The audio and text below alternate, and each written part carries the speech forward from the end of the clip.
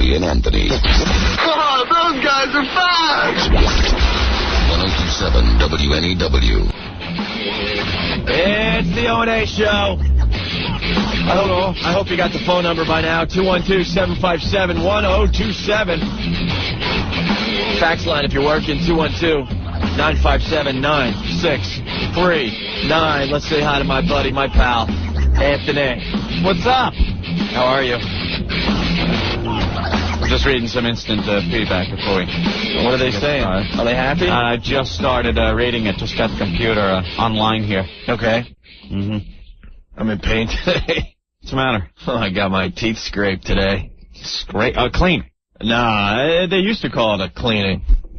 It's just an all-out scraping now. When you were a kid, it was easy. They put that little rubber thing. Yeah. They put some bubble gum flavored stuff on it. Kind of went around your teeth. Okay, rinse. Now they use a big ice pick and jets of water that taste like salt water. And if you're like me and you only get your teeth cleaned every, 2 years, there could be some problems in there. Were they pulling out Boulders. Smurfs? Boulders, man. Ugh. So now holding off is all sore. And then it hurts for a while. Yeah, it does hurt. Spitting out these big things, big globs. Yeah. What's up, Ben? What's wrong?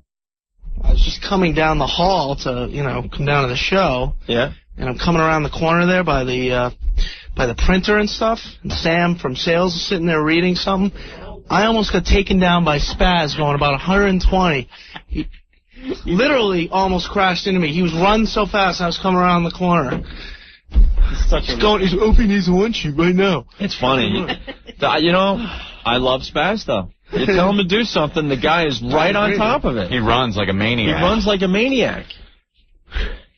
He's stupid and all, but he works really hard. I just casually said, Spaz, I need the one sheet for today. We put a one sheet of things we want to talk about and this and that together, and it wasn't in the studio, so I go, Spaz, I need the one sheet. It wasn't oh my God, I need the one sheet. Right, you need it now. It was just like, yeah, Spaz, when you get a chance, get the one sheet, we're getting the show together here. And I guess he almost took you out, sprinting down the hall. Cool.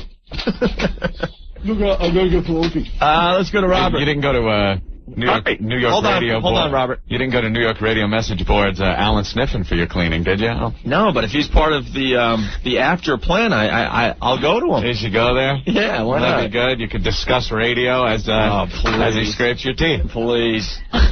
No, it was worse today. So I'm getting my teeth, scraped like crazy.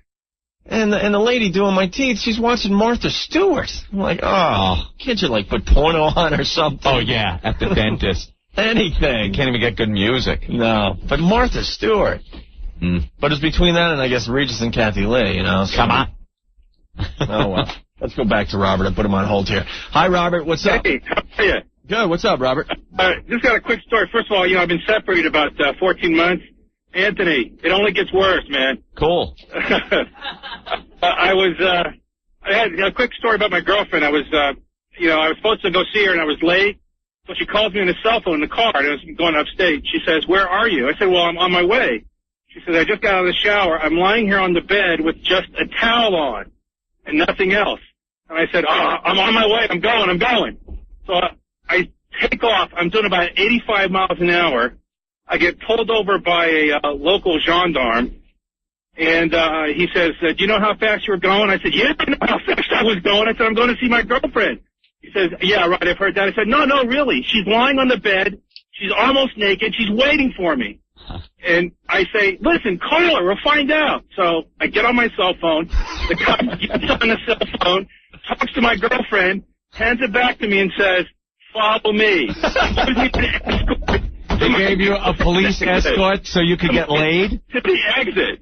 Oh. It was the greatest. And where were you? What town?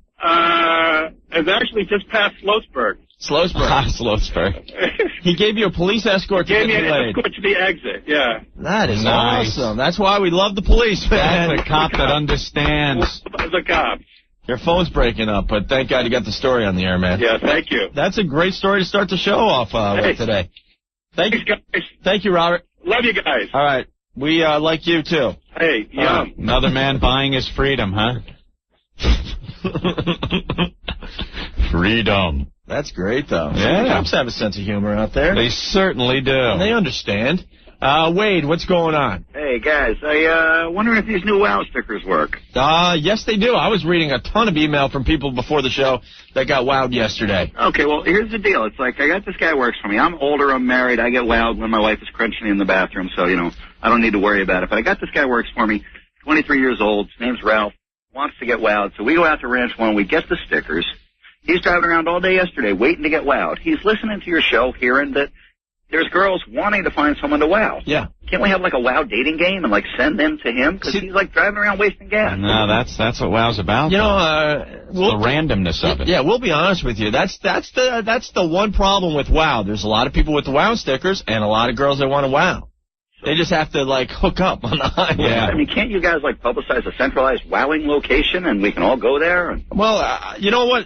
Yesterday we didn't really focus on WOW because Barry Williams was here, Greg Brady. Yeah, I heard that. And we had like 2.5 hours of fun with him. And we want to thank him again for stopping by and getting our show and having fun with us. He understands the Opie and Anthony show. He was able to come in and participate. Yeah. That's a good thing, and he didn't really mind the way you were picking on the Johnny Bravo. No, not at all. He's got a sense of humor about it, That's pretty cool. A lot of those people from, child stars and stuff, a whole bunch of a-holes. They can't take a joke about themselves. Yeah, well, the deal is, though, because we spent so much time on Barry Williams, we didn't focus on WOW yesterday, because usually we'll have the girls call and saying, hi, I'm on the Jersey Turnpike at exit, blah, blah, Right. So we can narrow it down a little better than just randomly like it happened yesterday. So. Well, all right, then the other suggestion would be, how about we do a whip 'em out all week, a WOAW. I don't know how you pronounce it. Well, a lot of people are confused. A long time ago, we changed it to whip 'em out whenever. Oh, okay. Yeah. But it's more or less, on Wednesday we'll focus on it. We can't spend every day focusing on WOW because then it's going to get boring real fast. Yeah, you got a point there. All right, listen, syndication whenever. All right. Take care. Thank you, Wade. Let's go to Frank. Frank, you're next on NEW. How are you? Hello? Hey, Frank. Hey, what's up, Ope? What's up? I got a quick question for Anthony. Yeah. Yes. Did you watch the Brady Bunch last night or the Nick game? What?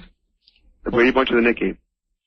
Anthony. Brady Bunch. What was? It was on Nickelodeon last night with the Nick game. No, I thought you meant the movie, which is what, Sunday? I did watch the Brady Bunch a little bit because I was flipping around like crazy because the Knicks were driving me nuts last night. Oh my God! And I could not watch the Brady Bunch after listening to Barry Williams yesterday for 2.5 hours. It's kind of funny now to turn it on. Yeah. You just picture him banging Marsha, trying to bang his mom. Yeah, it was just a little too real, or surreal, I should say. A little frightening. He was funny yesterday. Yeah, he was a lot of fun because a lot of you guys said, "Oh man, Barry Williams, Greg Brady coming into the show. This is gonna suck." Yeah, what are we gonna do? But a lot of you guys got turned around and said, "Man, that was some fun radio yesterday." Yeah, he was good. So cool. All right, guys. What about the Knicks yesterday, bro? Oh my God, they gave me a heart attack. Man, Think they're gonna win tomorrow night?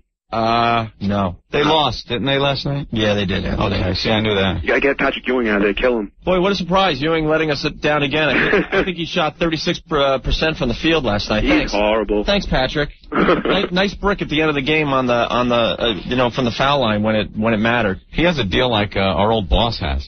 You can just keep effing up and not performing and not giving what is expected of you, and you just linger. He's a missing link. All right. All right, guys, take care. Thanks, Frank. Bye. Yeah, you can put that in there. Justin, what's going on? What's going on, guys? Yeah, I got to ask you a question. Yeah. All right, a long time ago, you guys had the Spanish girl on the show, and she was telling you how she does favors for her boyfriend, but he never makes any noise or something. So she was asking you guys what she does wrong, right? Yeah. And I think it was Opie or something. He's like... No, it's Anthony. I know what you're going to say. What? It's Anthony's... Charles Bronson face. Yeah. Oh, the Charles Bronson face. What is the Charles Bronson face? Driving me and my friends crazy here. You ever see Charles Bronson in a movie? Yeah. He puts that face on where his lips are, like, pulled over his teeth. Yeah. So his lips are covering his teeth. Oh, so it's that. All right. And yeah. Kind of like working on giving him like a gum job or something right there. Yeah, you just, want to cover those teeth with your lips. It's the Charles Bronson face. All right. All right, thanks a lot, guys. So we encourage the ladies to do the Charles Bronson face. Yeah. I want to get out, so I dig. I dig. When they're going to give the Hummer. Oh, yeah? So, yeah. Definitely. All right, cool. Thanks a lot, guys. Thank you. Bye. Kind of just doing open phones here. We got a lot of things to do today. But, Brian, what's going on? Not much, man. How you guys doing? Great. I was at the Yankee game yesterday, and I decided to bring a WOW sign. I was right down in front by the White Sox bench. Finally started to get some girls into it, and I get them to basically wow me with just a broad first. So security comes over, threatening me. And then finally, I guess the girls got a little more rowdy, take the tops off. Then they're getting escorted out. I'm saying that basically I might be charged with inciting a riot, but they let me stay because I calmed down. Then I got an Attica chant going and claiming that the Yankee Stadium was not located in the United States anymore. And basically by the end of it, we were escorted out by the fine people of the NYPD for wowing. Brian, one question I got for you. Yeah. How many beers did you have last night? Oof. Okay, that's lots. I mean, it was definitely alcohol-induced, but... did you have fun? Oh, it was a great time. And I just wanted to say sorry to the girls because I felt horrible for, getting them to show us, and then they get booted. Clemens looked good last night, huh? Beautiful, beautiful. I hate right at the height, the Grand Slam, and then, just basically chugging more beers because they wouldn't serve you. It's kind of odd. They don't serve you more beers until you finish the ones you have. So if you have a half a beer and the guy passes by, you end up pounding that one to get to the next one. So, they're making you drink more. It's their fault. All right, Brian. Thank you. Have a good night. Hope, getting back to basketball, Ewing was 7 and 12 from the field, had 16 points, 10 rebounds. I believe it was Houston that really killed him. Yeah, I'm going to give Aaron a chance to abuse me because I said the wrong thing. Sorry, Aaron, it was Mike from Jersey that Aaron. Yep. I don't know anything. Yeah, Ewing did shoot better than 32%. You're right. Thank you. Sorry about that. No problem. I just got so pissed off. I just started babbling. It's all good. All right. I love you guys. Thanks. Bye-bye. It still sucks. Everyone knows I'm not a huge Ewing supporter, so. True. Everyone does know that. He was 7 for 12, huh? Yeah. That's pretty good shooting for the field. No, actually, Houston let us down last night, but you just like bashing Ewing. Yeah. I blame all the Knicks' problems on Ewing. Mm-hmm. It's just easy that way. Wow. And you were like the mad dog there with the stats. That's like right. That. I pull them up there. Well, I got an email. What do you think? I know that stuff offhand. I never understood how they did that. Opie Ewing, 7 and 12 on the field. Right. That's 16 points and 10 rebounds. I think it was Houston that disappointed the team and the fans. Andrew. Yo, boys. Hey, man. I sent in an envelope to Earl. Yeah. He sent me like 30 stickers in like 4 days. All right. And I had them all out yesterday. You're like at the Sticker of the Month Club. He keeps sending them. I was on the road yesterday. It was like a friggin' sausage party. I did not get wowed with all the stickers I have, man. Just have patience. Put it on your car. And just go about your business. Hey, guys. Yeah. I'm a chameleon, baby. When you play that song again. I got that all queued up if you want it. Yeah, no. Please. All right, man. Thank you, Andrew. All right. Joe would like to blame Van Gundy. Joe. How you doing? All right. I would like to express about Van Gundy because he didn't put in Charlie Ward, how he's been doing so great. Van Gundy would have been a Charlie Ward. Yeah, Ward's... I believe that would have helped out the Knicks. Well, Ward's on fire. You got to keep him in there. Oh yeah? Oh my God. You got to. He's been doing so great, even on defense. I got a better question for you though. When is Jeff Van Gundy going to get the rest of those hair plugs? He started the process about 2 or 3 seasons ago, and it's just kind of sitting there. It's like, dude. Not finishing it, huh? It's like I got to do something with him too. It's like, are you going to commit and go the distance and get the whole head filled up, or are you just going to leave it like you just went through chemo? Oh, no, I'm serious. It's been driving me nuts. Like 2 seasons ago, he started getting the hair plugs, and he stopped. Did he run out of money or something? Maybe his job's in jeopardy. No, I don't think so. I think we got him for a few more years. A few more years. Well, then he better start playing Charlie Ward. All right. All right. Thank you, Joe. Thanks a lot. Bye. Amanda. Hey, what's up, guys? How are you? Good. I was just wondering, were you guys listening to Don and Mike at all yesterday? No. Because at I'd say about 7:30, they're pretty much whining about Ron and Fez and Scott and Sid getting an ad in one of the trades. And then they started whining about being tape delayed in New York City. Well, that's where that's where they stay. And they were, whining about how, they have the greatest ratings, blah, blah, blah. I'm not trying to turn it into you guys versus them or anything, but I just felt that they're so high on themselves and them whining about, you guys being in their slot isn't going to get them anywhere. No, they're broadcasting live from New York today and tomorrow, and the fact is, we have better ratings than them, and it's the Opie and Anthony station. They were saying, oh, we're number one in this market. This. I was like, who cares? They're doing great where they are. Why should they bring their pompous attitudes on us? Like, I really don't care for it. Right. I don't know. They shouldn't be bashing everyone, though. We're trying to make a go of it here. It's a one big happy family, isn't it? Oh, yeah, right. For now, it is. All right, syndication, whatever, guys. Thank you, Amanda. Bye-bye. Bye. All right, everyone wants to talk about the Knicks. Go to the fan. No. They lost. I'm frustrated. Yeah, I know. Houston never showed up last night. It is Ewing's fault, someone is saying. Yeah, it's not the fan over here. Buy Ewing a ring. He'll never win one. I know. I'm sure the fans been talking about this for 15 hours straight. Go over there. I want to apologize to Patrick Ewing for any racist remarks I might have made. Yeah. It's the new sensitive Don Imus. Yeah, that's what he's saying in the paper today. Yeah. So you won't hear any racist remarks from me. And shut up, Bernard. They'll be talking about the colored or nothing. Yeah. And my fag cowboy. Whoa. My homosexual cowboy hat. Baby. Can't say fag, baby. The new sensitive. You can't go in the paper and say you're toning down the show and making it more sensitive and stuff. Toning down the show. It's quaaludes. Tell your critics to, go F themselves. Yes. And just continue doing your show. Absolutely. Anthony, let's take a break. All right, we're just getting started here. See the list of restaurants in the Daily News and what's going on at some of these places? Yeah. We can talk about that next. That's frightening. Every single one of them has vermin. What's vermin? Rats and mice and vermin. That's frightening. And some of the other things. And these are places people Hold on. at. Let's take a quick break. Yeah, we'll come back, I guess, talk about that a little, because that's scary, and they're popular places. Yeah, I guess you could start. All right, we'll talk about it next. Stay there. Phone line 212-757-1027. No more Nick talk for now. We'll be back. Stay there. Hey, this is Barry Williams. You're listening to Opie and Anthony. Hey, Anthony, I got news for you. I made out with Marcia. So bite me. Opie and Anthony. Bunch of wise asses. 1027 WNEW. Let's go to Laura real fast. Laura, what's going on today? Not much. Yesterday, my boyfriend and I, we work at a flower shop, and I went into him, I followed him into the fridge, and he said, it's Whip It Out Wednesday, right? I said, yeah, I know. So I whipped it out for him. Nice. There was a lot of people there. I was a little worried about the danger, but did it for you guys. Danger's all good. Danger's great. Danger adds to the excitement. Oh, it made me so excited. Not knowing if you're going to get caught or not, It was really cold in that fridge, too, so. You were nipping out? Yep.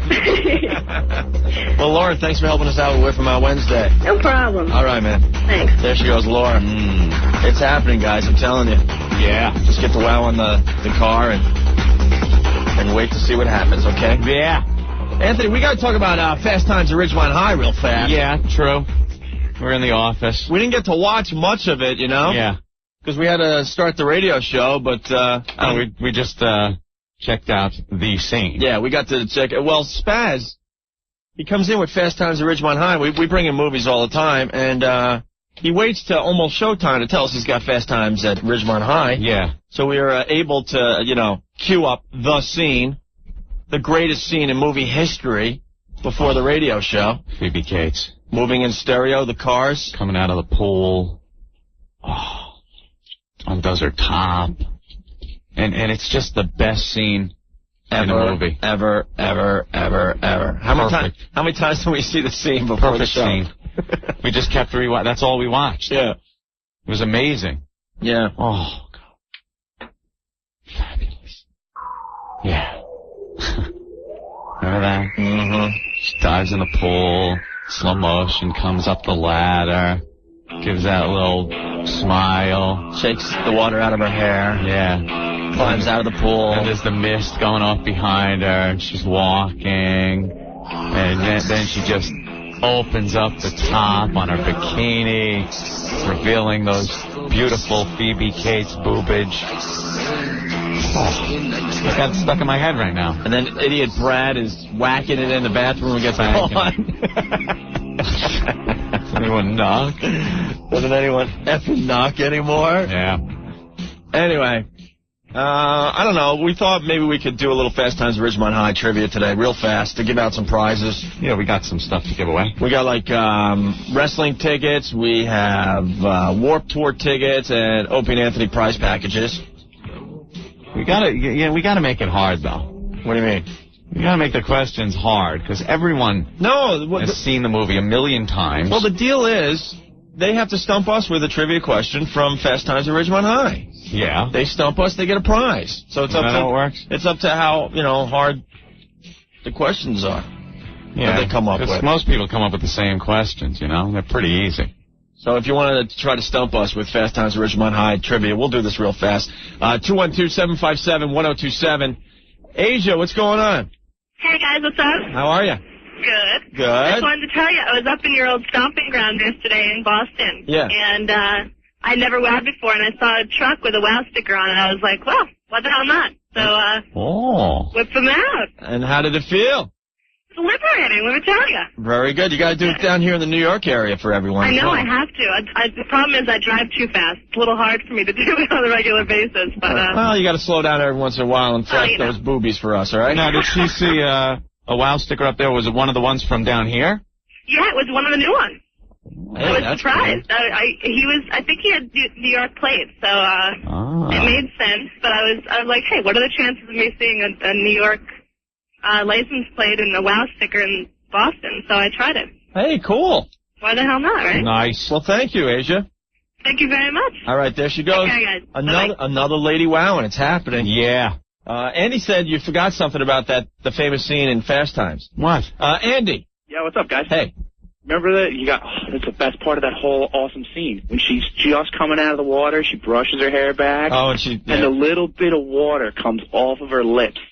And she opens her mouth. It's like, everyone has examined that scene. Oh, yeah. Frame by frame. Yeah. Everyone did exactly what he did in that scene. That was great. Hey, that's good, Andy. Later, guys. All right, bye. The water coming off her lips. We all remember the details. Yeah. All right, let's see if anyone can stump us with their Fast Times at Ridgemont High trivia. Okay.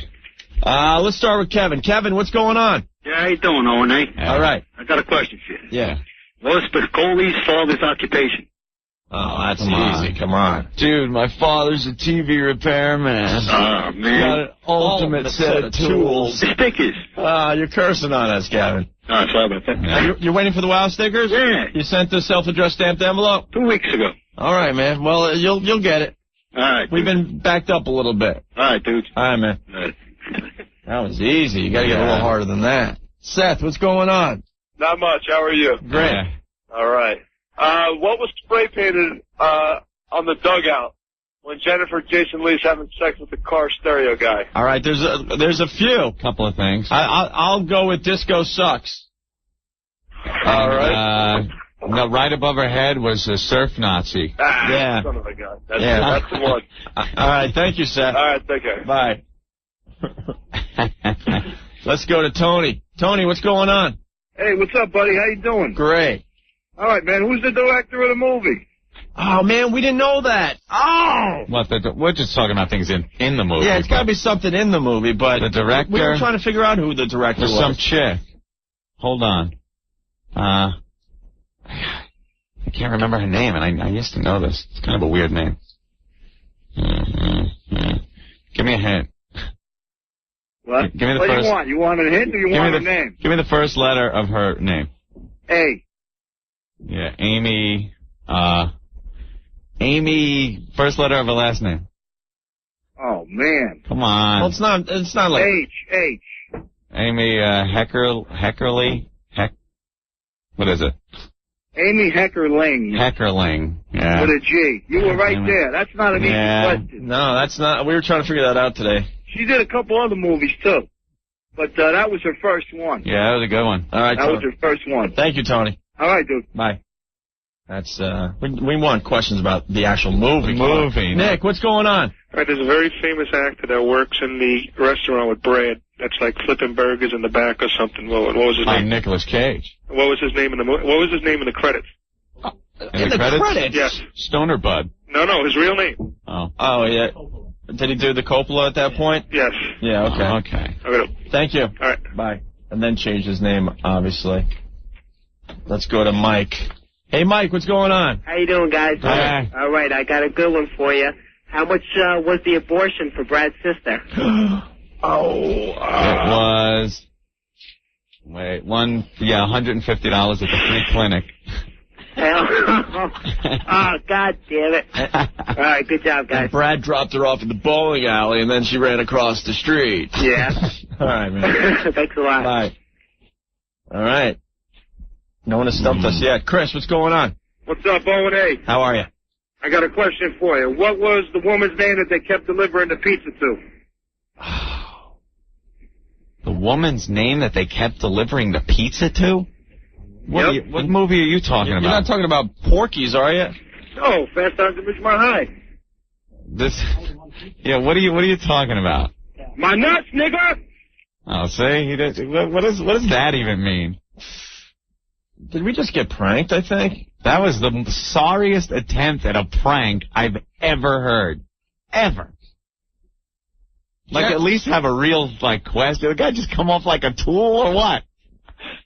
Janet, what's going on? Hey, what's up? I love you guys. All right. When Brad gets a job at the fish and chips place, what does he have to say to the customers when he takes their order? At the fish and chips place? Yep. What does he have to say? Captain Hook's Fish and Chips. Oh, God. What does he have to say as a waiter to them? That's a tough one. Man. Rigged. Is it, I can't remember. Yeah, I can't remember. Aye, sir. What does he have to say? Actually, I don't know. Does that matter? Get out of here. That's why, you know something? I don't think that's a question, because I don't think he has to say anything. He does. I know. No, he's just got to wear the uniform. No, he does. Oh, get out of He here. does. I just can't think of what it is. Goodbye. You need the answer. If What you a stumped douche. us. No one has stumped us yet. Rob, what's going on? What's up, O&A? Hey. Hey, listen, what kind of tickets was Jefferson looking for from Des Moines that he didn't deliver? Earth, wind, and fire. You guys are too good. Earth, wind, and fire, and little brother. Guys are the best, man. Thank you, Rob. Take care. All right. Let's go to Gary. Gary. Hey, how you doing, guys? Good. I have two good questions, if you don't mind. All right. The first one is, what was Brad's boss's name at the fast food place, the hamburger place? Dennis. Very good. Right. Dennis Taylor. Oh, Dennis Taylor. Dennis Taylor, that's right. The Last second name. question is, what rock band had a cameo? Rock Chick? No, a band appeared in it. Oh, was that at the prom at the end? If I tell you the scene, you're probably going to guess it, but it The was two guys at the fish and chips place. Right. Oh, yeah, okay. Yeah, I can't remember the name of the band, though. Are they the English dudes with that one-hit very, wonder? very popular in the 80s and... Hooters? No, they were, I guess late 70s. They were considered like a new wave band. Yeah, like twins. I don't know. Yeah, who was it? It was Devo. That was Devo? Mark Mothersbaugh is in the credits. Read the credits. What? Everyone's shaking their heads. Dude, saying you're that wasn't out of your Devo. mind. It was Devo. Read the credits. I'll We're read good friends with the director. I'll read the credits, but I'm taking. Come on, do I get a pass on this? I'm telling you. No, I'm giving a tentative. And you gave two questions, and we answered the first. But it was Devo. All right, we're going to look that up. No, I can't. Should I call back to my prize? No, we answered your first We question. answered your first But you question. said I could ask two. You only get one. I stumped you. One question per listener. Kurt. Yeah, how you doing, guys? Yeah, we're doing Yeah, Fast my Times at question is, Ridgemont High trivia today. What was the sauce they put on the burger at the burger place? Wait a minute. The special sauce? Yeah, the special sauce. Now, are you talking about at All American Burger or at Bronco Burger? I don't know, the one that they were working at. I don't know which one it was. Well, there's two answers, though. Because at All American Burger, it was Thousand Islands. And at Bronco Burger, it was ketchup and mayonnaise. Mayo, right. All right, guys. Syndication Earl Cup. Bye. Let's go to Erica. Erica, what's going on? Hi, what's up, guys? How's Spaz treating you? Oh, this isn't that Erica? No, different Erica. All right. I have a question. What was Rat's occupation at the end of the movie? At the end of the movie? Yes. Rat's occupation at the end of the movie. Yes. Oh, when they After the robbery at the 7-Eleven, right? No, he didn't. That was Brad. Yeah, didn't Rat go on to be Rat was Stacy's boyfriend. assistant manager at the movie theater? Well, he was an usher. He was an usher in the beginning. He was assistant to the assistant manager. And then I believe at the end he was the assistant manager. And he got together with Stacy. Well, I know that he was an usher. That's what that's my question. The judges are saying, That's all right. All right. Thanks, guys. All right, let's go to Jeff. Jeff, what's going on? Hey, how you doing? Hey. All right, my question is, what was spray painted on the side of Damone's car after he got the girl pregnant? That's easy. Little... No. I'll answer this one. It just said prick. All right. It said little prick on his locker. Okay. Very good. Thank you, Jeff. All right, thank you. All right. Bye. Oh, my God. Let's go to Johnny. Johnny. Yeah. You got a question? Yeah, I got the question. Okay. What kind of sneakers did Spicoli get? I think... No. Yeah. What, sneakers? Can I answer this? Okay. It was on the box It was on the box, right? Yep. Off the wall? Yep. And what kind were they? What kind? What color were they? What color? Checker. Yeah. Checker. Black and white checker. Yeah. Thanks, Johnny. Thanks, guys. All right. Oh, man. Let's go to Eddie. Eddie! Hello, can you hear me? Yeah, what's up, Eddie? Okay, look, here goes the question. Okay. Remember when Spicoli and his boys are eating at the restaurant, the hamburger place? Yeah. Okay, and remember what the rules were, right? Yeah. You had to wear a shirt or something like that. What did you say at the end of it? The guy who's serving them the hamburger. He says 3 things about those rules that they should know.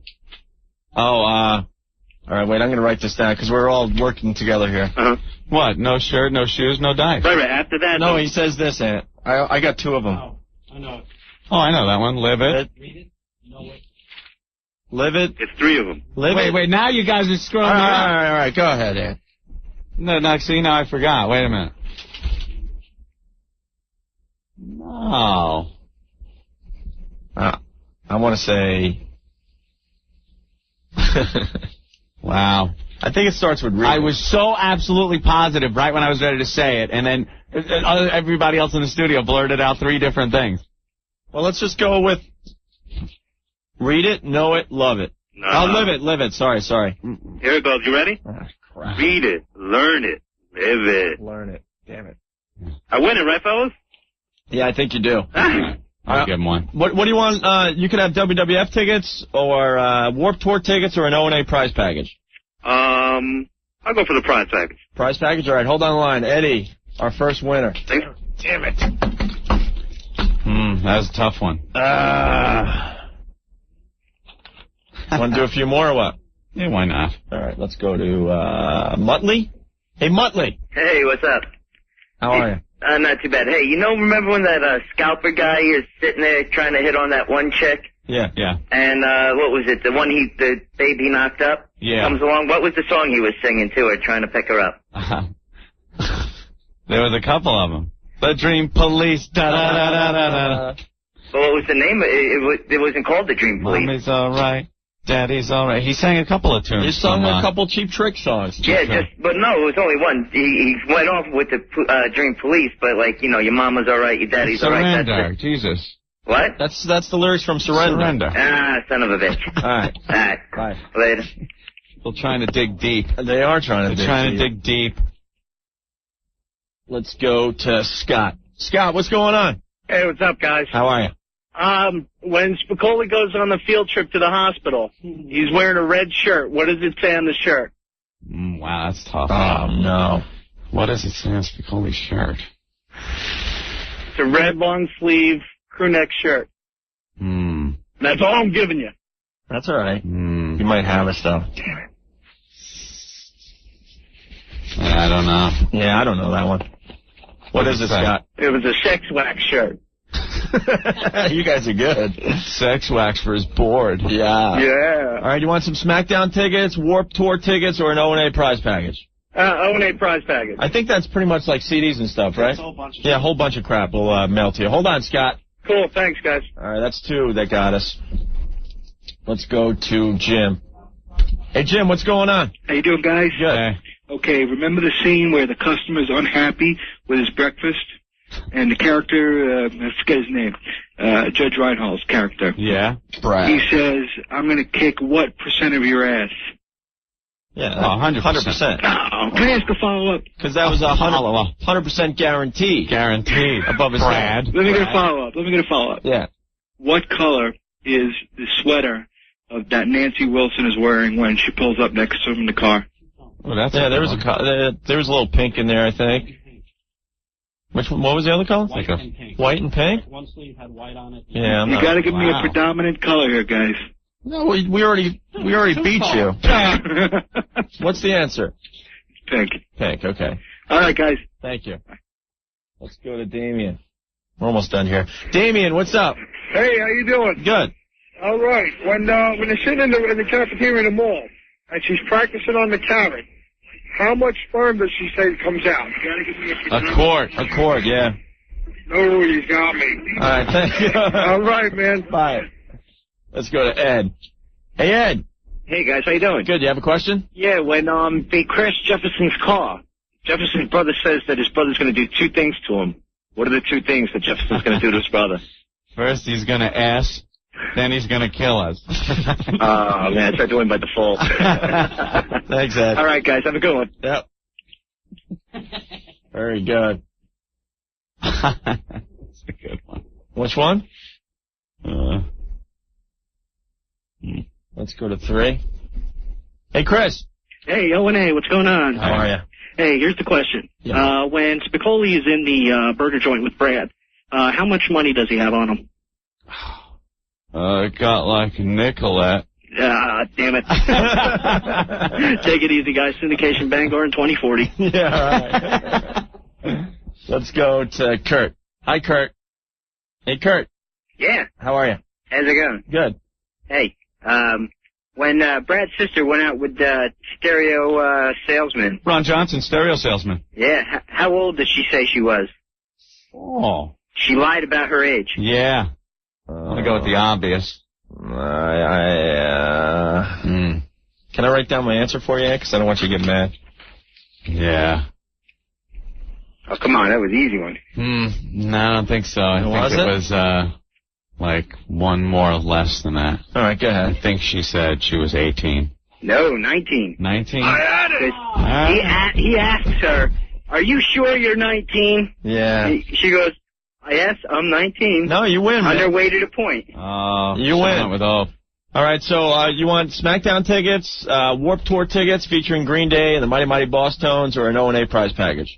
I'll take the prize package. All right, cool. Good job, Kurt. Take it easy, man. All right. Want to do a couple more here? All right, yeah, we got a couple more things to give away. All right, we got 2 more prizes to give away here today. Steve, what's up? Hey, what's up? How many payments does Brad have on his car before that baby is all his? 8 more payments. Good. You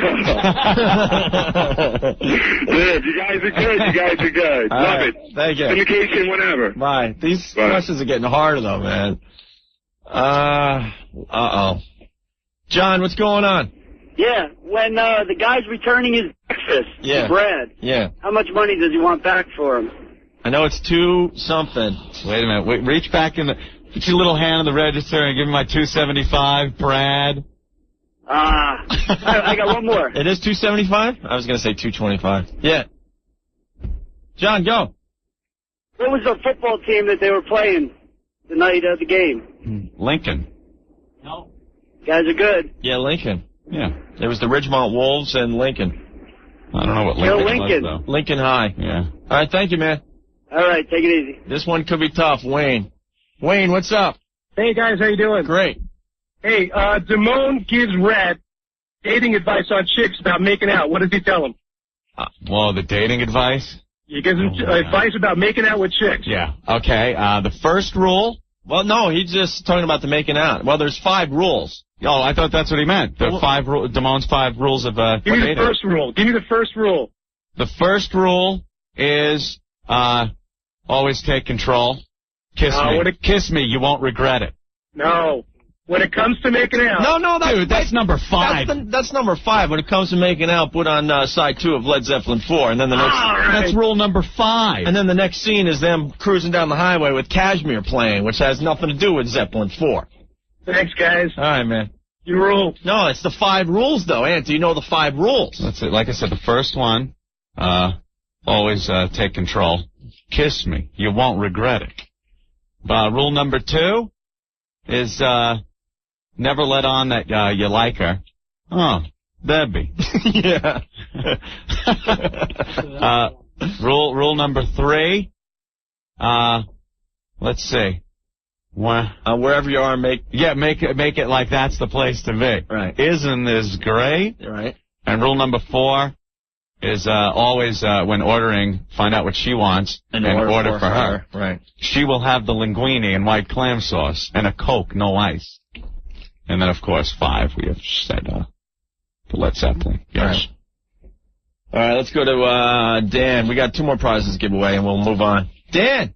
Yeah, how you doing, guys? You got a Fast Times trivia question? Yeah, what kind of car was Jeff Spicoli driving that he wrecked? Oh, Camaro Z28. No, it's a Trans Am. The Camaro Z28. All right, I'm sorry, I thought it was a Trans Am. My bad. All right, Syndication, whatever. All right, man. Bye. Bye. Let's go to Danny. Danny! Hey. Hey. You guys rock. Thanks. Here's your question. Yeah. What was Jennifer Jason Leigh's dog's name? Oh, that's a tough one. Damn it, you might have my dog and her cat. Fluff was her cat. And they're dead now. Oh, what was the dog's He's upstairs showing him the pictures in the album. What's their name? Oh, God, you're going to get it. It's right there, too, and I can't remember. I gotcha. First letter? Was it Lady? No, it wasn't Lady. First letter, we'll give you a prize. All right, first letter is G. G. Wow. I don't know. You give up? Yeah. Dog's name was Gypsy. Gypsy. Gotcha. Yeah, that's a good one. Good job. So, Thanks. You want SmackDown tickets, Warped Tour tickets, or an O&A prize pack? Warped Tour ticket sounds cool. All right, hold on, man. Thanks, Danny. All right. All right. We have 1 more to give away, and we'll move on here. Pete, what's up? Hey, I'm watching the movie right now. I had to throw it in. Cool.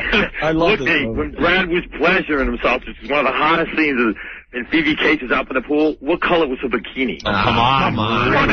Red. What color was Jennifer Jason Leigh's bikini? Who cares? How about something anyway? No, man, because we only have 1 to go here. All right, guys. Love you, man. All right, man. Syndication whenever. Enjoy the movie. Tony, what's going on? Hey, what's up? Hey. What was the science/biology teacher's name? Mr. Vargas. You got it. Run ahead, you guys. Thank you. All right. All right, man. Let's go to Josh. Josh, what's going on? Hey, when Rat and Stacy went out on their date, what did they eat? They had the knockwurst. Oh, jeez. All right. Syndication whenever, guys. Yeah.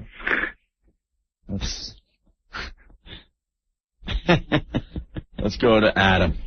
Adam, what's going on? What's happening, guys? How are you? Oh, pretty good hanging in there. Hey, listen, what kind of car were they driving when they were coming back to the restaurant? Oof. Yeah, it was a little wagon. Brand name, not the kind, the brand. Yeah, I'm trying to remember. You're talking about Rat, when his sister's car? Yep. Oh, God damn. Yeah, it was a little wagon. You want to take a guess? Yeah, I don't know it. I have no clue. Volvo? Bingo. Oh, wow. Oh, it. Good guess, guys. Good guess. I don't know. Wow, how about that? I thought I had you. All right, man. Take it easy. Syndication never. Thank you. Let's see. Where do we want to go? Let's just go to Eric. Eric! Hey, Eric. Yeah. How are you? All right. Good. Question. Yeah. During the pep rally, Yeah. what's the other cheerleader's name that she mentions that really bugs the heck out of us? Dina and me. That's good, Ann. All right. I would have got that one. Very good. Let's go to James. Paper plane sells in front of Yeah, me. sure. James, what's up? How you doing? Good. All right. What when the convenience store at the end is getting robbed, What's the safe behind? It's the safe behind? Yeah, he was giving him the money out of the register. He goes, no, I want the money out of the safe. He's like, I ain't got no safe. It's behind the donuts. No. It was behind the donuts, dude. Behind the Twinkies. No. It was. He never said Twinkies. What? Behind the donuts. Yeah. Yeah, that's what he wasn't it behind the Twinkies? No. Behind the donuts. Behind the donuts? Yeah. I've been All right. watching this place. It's behind the donuts, but he does move a tray of Twinkies. But it's actually behind the donuts. Trick question. Yeah. All right, man. All right. Thanks. Bye. Let's go to Dave. Dave. Yo. You're next on WNEW. How are you? Hey, how you doing? Good, man. What was on Spicoli's pizza that he ordered for class? Well, that was actually a film flub, but maybe could have been ground up. It was deviled cheese and sausage. Yeah. But it looked like a plain pizza. Yeah. All right. Get a good one. Get a good one. All right, thank you. Peace. Bye. Let's go to Frank. Hey, Frank, what's up? What's up, guys? How you doing? Great. Okay, when Rat and Stacy are on their date, what two tragedies befall Rat? Oh my God! First of all, he can't. He forgot his wallet. That's one. At his house, and then driving home, his sister's stereo got ripped off. Yeah. All right, you guys are good. Take it easy. All right, man. Let's go. I think more tragic than either of those is him not getting laid. No. Jesus. Everyone else pounded her. Eddie, what's up? Hey guys, how are you? I have a question for you. Yes. Here's one. What happened to Damone at the end of the movie? Oh, I ended up working at the 7-Eleven. No. He was busted for scalping Ozzy tickets. Oh, you guys got me. All right. Thank you, Have a good man. one, guys. All right. Yeah, but he did end up working at the 7-Eleven. Because that's what happened. If he couldn't scalp tickets anymore, he had to get a job at the 7-Eleven. 7-Eleven, so. Boy, we need lives. We so need lives. Let's go to Mark. Hey, Mark, what's up? Hey. Hey. Yo, what kind of car did the stereo salesman drive? Oh, yeah. That was a Datsun 280Z, dude.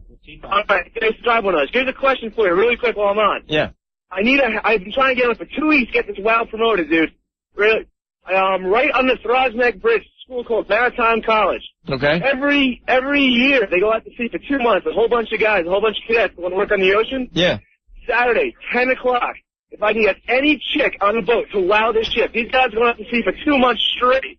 Send them off with some, see a little candy before they go off, man. Put them off with a smile. All right. You just said it. Let's see what happens. Thanks, dude. Thanks a lot, man. Thank you, Mark. Let's go to Lewis. We just need one more person to stump us. Lewis, what's up? Oh, hey, what's up, guys? How are you? The manager's name is All American Burger. Did we answer that already? Oh, you did? Yeah. Dennis. All right. Dennis Taylor. Dennis Taylor. One more question? Yeah. The two girls that he said hello to driving up in his car, going to school. What did he say? I don't remember. We already got you. First he said looking good. Yeah. And what's then the girl's name? The other girl. The other girl's name? Yeah. Oh my God. I don't know, but he said I make you see God. Denise. He goes, Denise, I'll make you see God. I don't remember the name though. Yeah. Thank you, Lewis. No package? No, we got your first question. Dude. Only get one. Let's go to Mike. Hey, Mike. Yeah, how you doing? Stump us. In the men's room at the burger place. Yeah. What did it say on the mirror when Brad was wiping it? When Brad was wiping something off the mirror. That's one of the funniest things in movie history. I don't even know if we can say it on the air. He's cleaning off. It says big hairy P word. Yeah, you guys are good. All right, man. I want to know what the first word said. Jonathan. Yeah. Hey. Hey, what was the name of the coffee that Mr. Vargas had switched to in the morning because he was a little bit slow? Switch to Sanka, yeah. You guys are the best. All right, man. Thanks, guys. Bye. Bye-bye. God, we must have seen that a million times. Jesus. All right, let's go to Mark. Hey, Mark, what's going on? Hey. Hey. Yo, by the way, on the edited version, on the mirror, it said something different. Yeah, I know. On the I forgot what that was. The TV version. The TV version of that movie blows. Yeah, it really does. I think it just said eat me or something stupid. What was the final score of the football game? The final score of the football game? Yeah. Oof. Wow. Ridgemont and Lincoln. I don't know. Wow. Was Lincoln 0? Yes, Lincoln was 0. And it was like I'm gonna take a stab. I don't know. I think they were. What? Spaz coming in with an answer? Spaz, do you know? 42? 42. Oh, you pulled out of your butt. Yeah! Thanks, Spaz's assist on that one. 42 Wow, to nothing. Spaz. We're still alive, baby. Oh, I had to give you that 0. Thanks, Mark. Thanks a lot, guys. All right, we're still alive thanks to Spaz. Hey, Rob. Yeah. How are you? Doing pretty well, guys. How are you? Good. Who did Ron Johnson work for? Ron Johnson, stereo salesman? What was his company? What store? Whoa, that's a tough one. I thought stereo salesman would be good enough. Stereo salesman. Oh, man. Ron He Johnson. did say it. He was wearing a button. Really? God, I don't remember this. Damn. I know he was an audio consultant. He was 26 years old. Getting closer. He's older. I don't remember. Oh, I think he finally got us. You want to know it? This better be right, too, you son of a bitch. Don't say Radio Shack. No. All right, what's the answer? Pacific Stereo. Aha, very good, yes. Pacific Stereo. I'm full of them. Very What textbook good. did Spicoli forget in his locker? What? What textbook did Spicoli forget in his locker? The history book. Yeah. When Mr. Hand came in? Yep. The land of truth and liberty. You got it. Yeah. All right, man. WWF tickets, guys? No, yeah, you won the SmackDown tickets. I love you guys. Cool. All right, man. Hey, Rob, thanks a lot. Thank you, guys. All right, hold on the line, okay? Not bad. Damn. Ron Johnson, stereo salesman.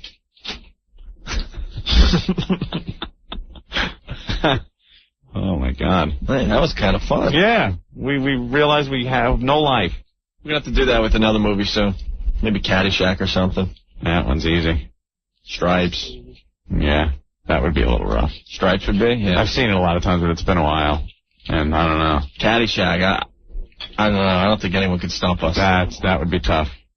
Animal House, too. Yeah. Yeah, we'll bring this back again. We'll do another. Not now, so hold your calls. Right. Now, Cool. Now everyone's going to study and get the really hard questions. You did very well, people. Well, that was fun. Good questions. All right, let's regroup. We'll be back. Our phone number is 212-757-1027. Opie and Anthony. 1027 WNEW. Yes, the season finale of ER tonight, Anthony. Yeah. Did you watch the 90210 finale, Opie? No. Good. I was watching the Knicks, you idiot. Yeah, I didn't either. Does every season finale have to end with a wedding? Yeah. I think ER's breaking that mold. They will not have a wedding tonight as part of the season finale.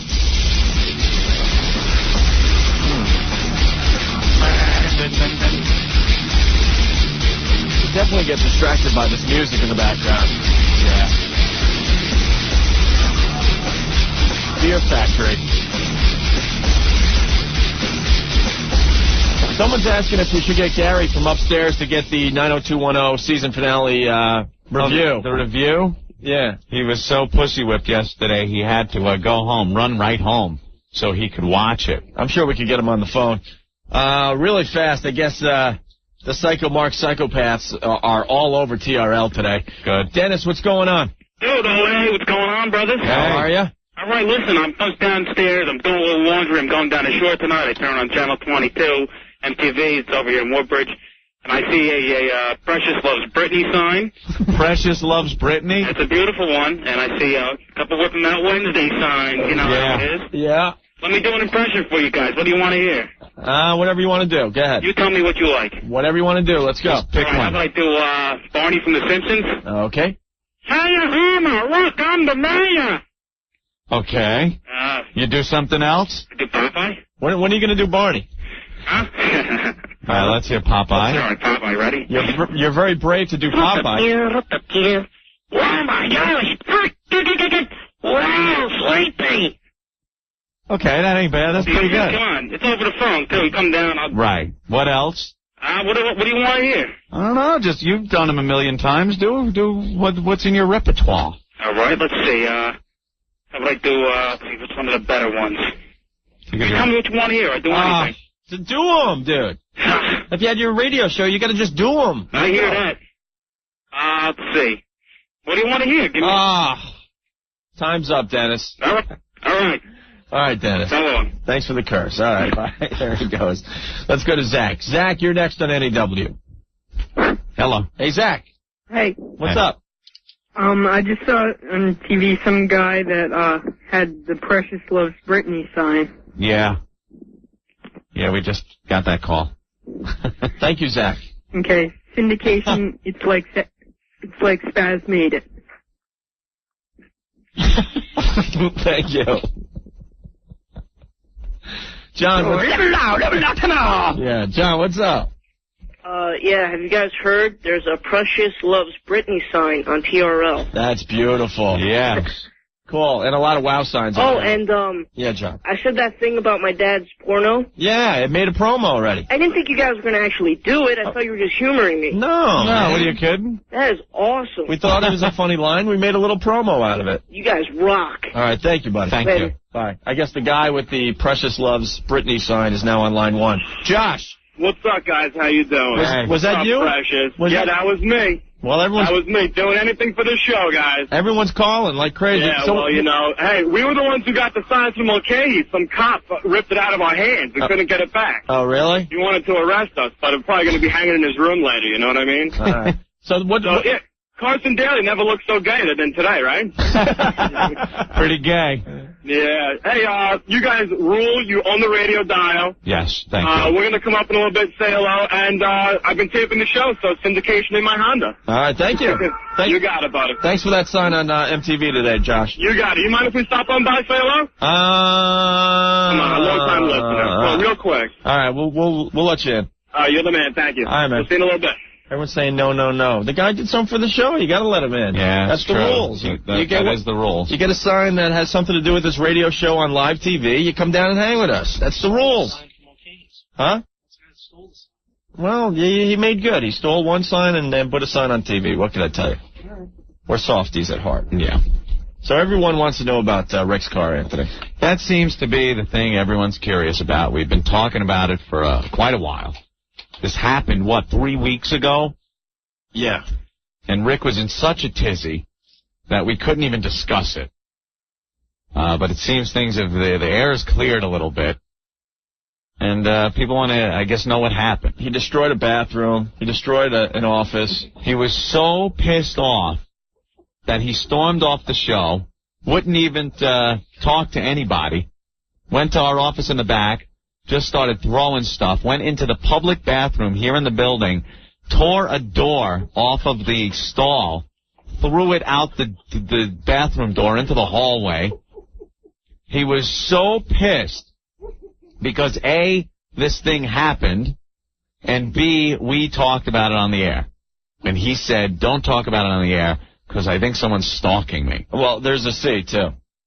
What? There were pictures all over the unofficial website. Yeah. Yeah, pictures of the incident were all over the unofficial website. Well, we could tell the story. Yeah. If Rick wants in, you could come in here. If not, whatever. Rick, 3 weeks ago? No, it goes back a month and a half, 2 months ago. Well, do we even have to do Hell that yeah. in that order? Hell yeah. Why not? Tell what happened and then discuss why it happened.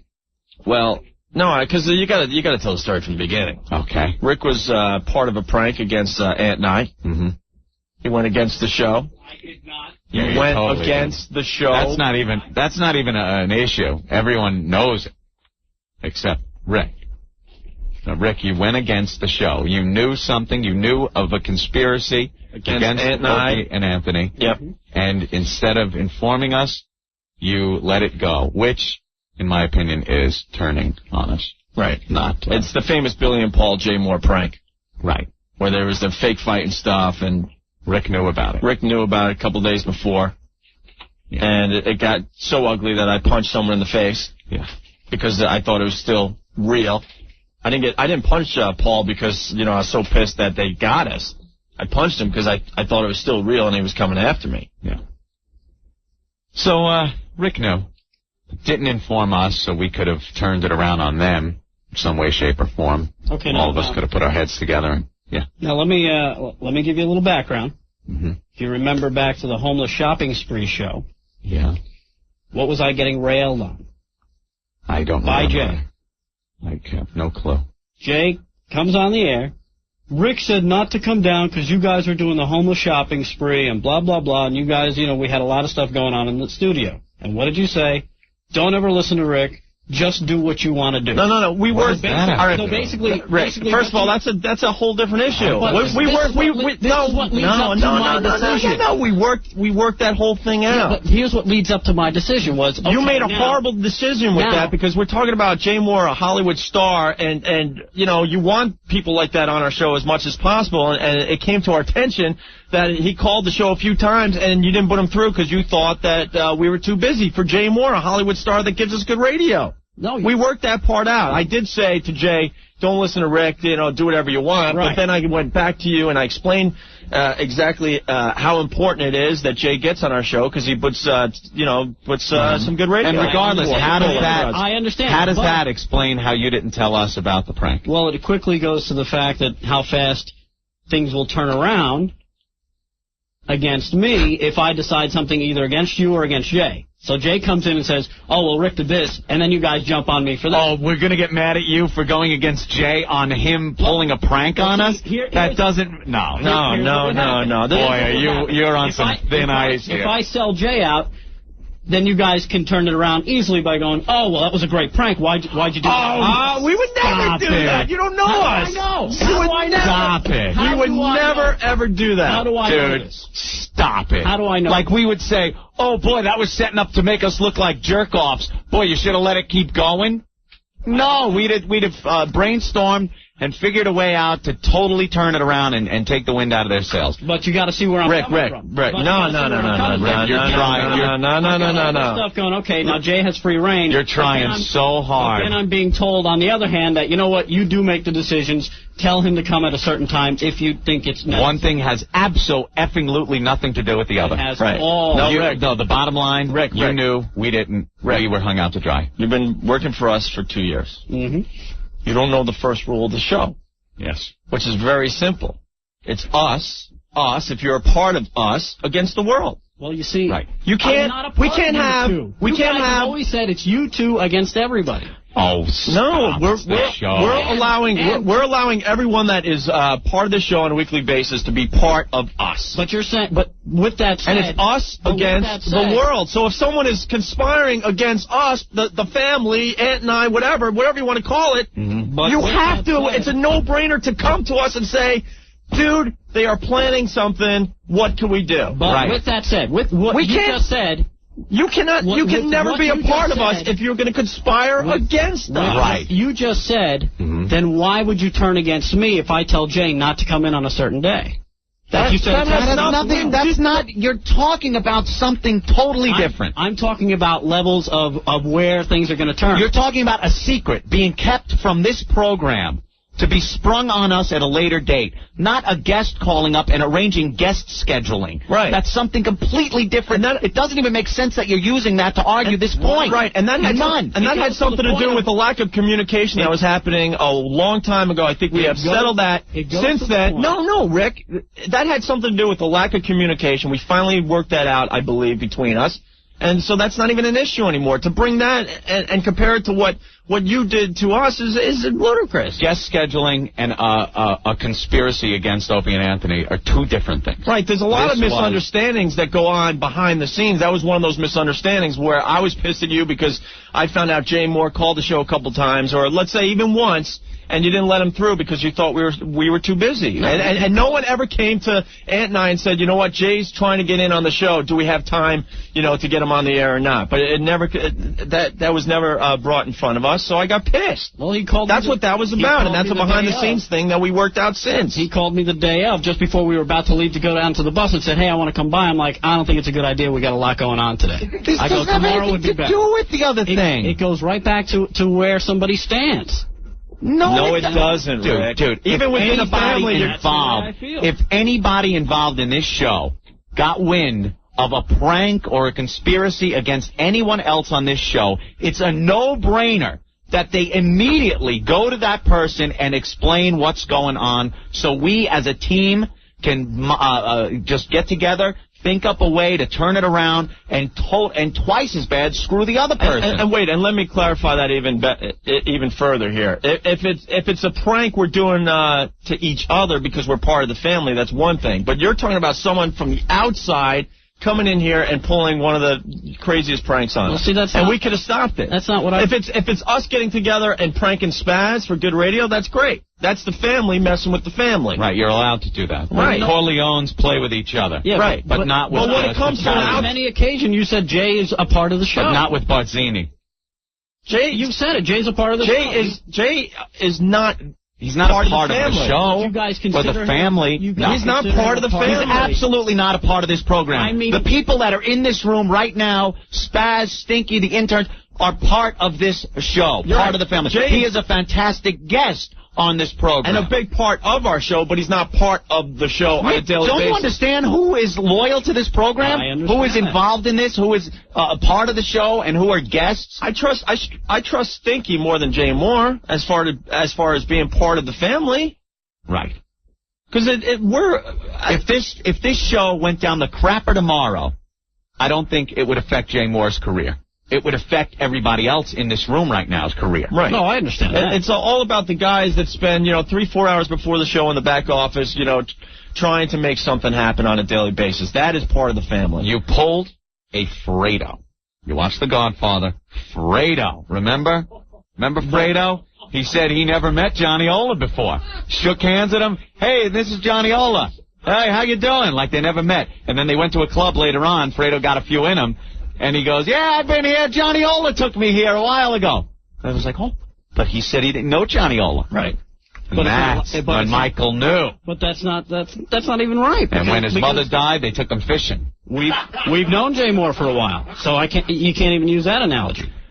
Oh my God! I'm using the analogy that you conspired with outside forces against this program. You absolutely did. All I did. If we're going to move forward, you got to accept the fact that you did. All I'm saying is, what if another radio station, calls you and say, "Hey, Rick, we want to pull a fast one on Opie and Anthony"? Well, absolutely not. That makes now the loyalty comes in. But how do we know? How do we know? That's a no-brainer.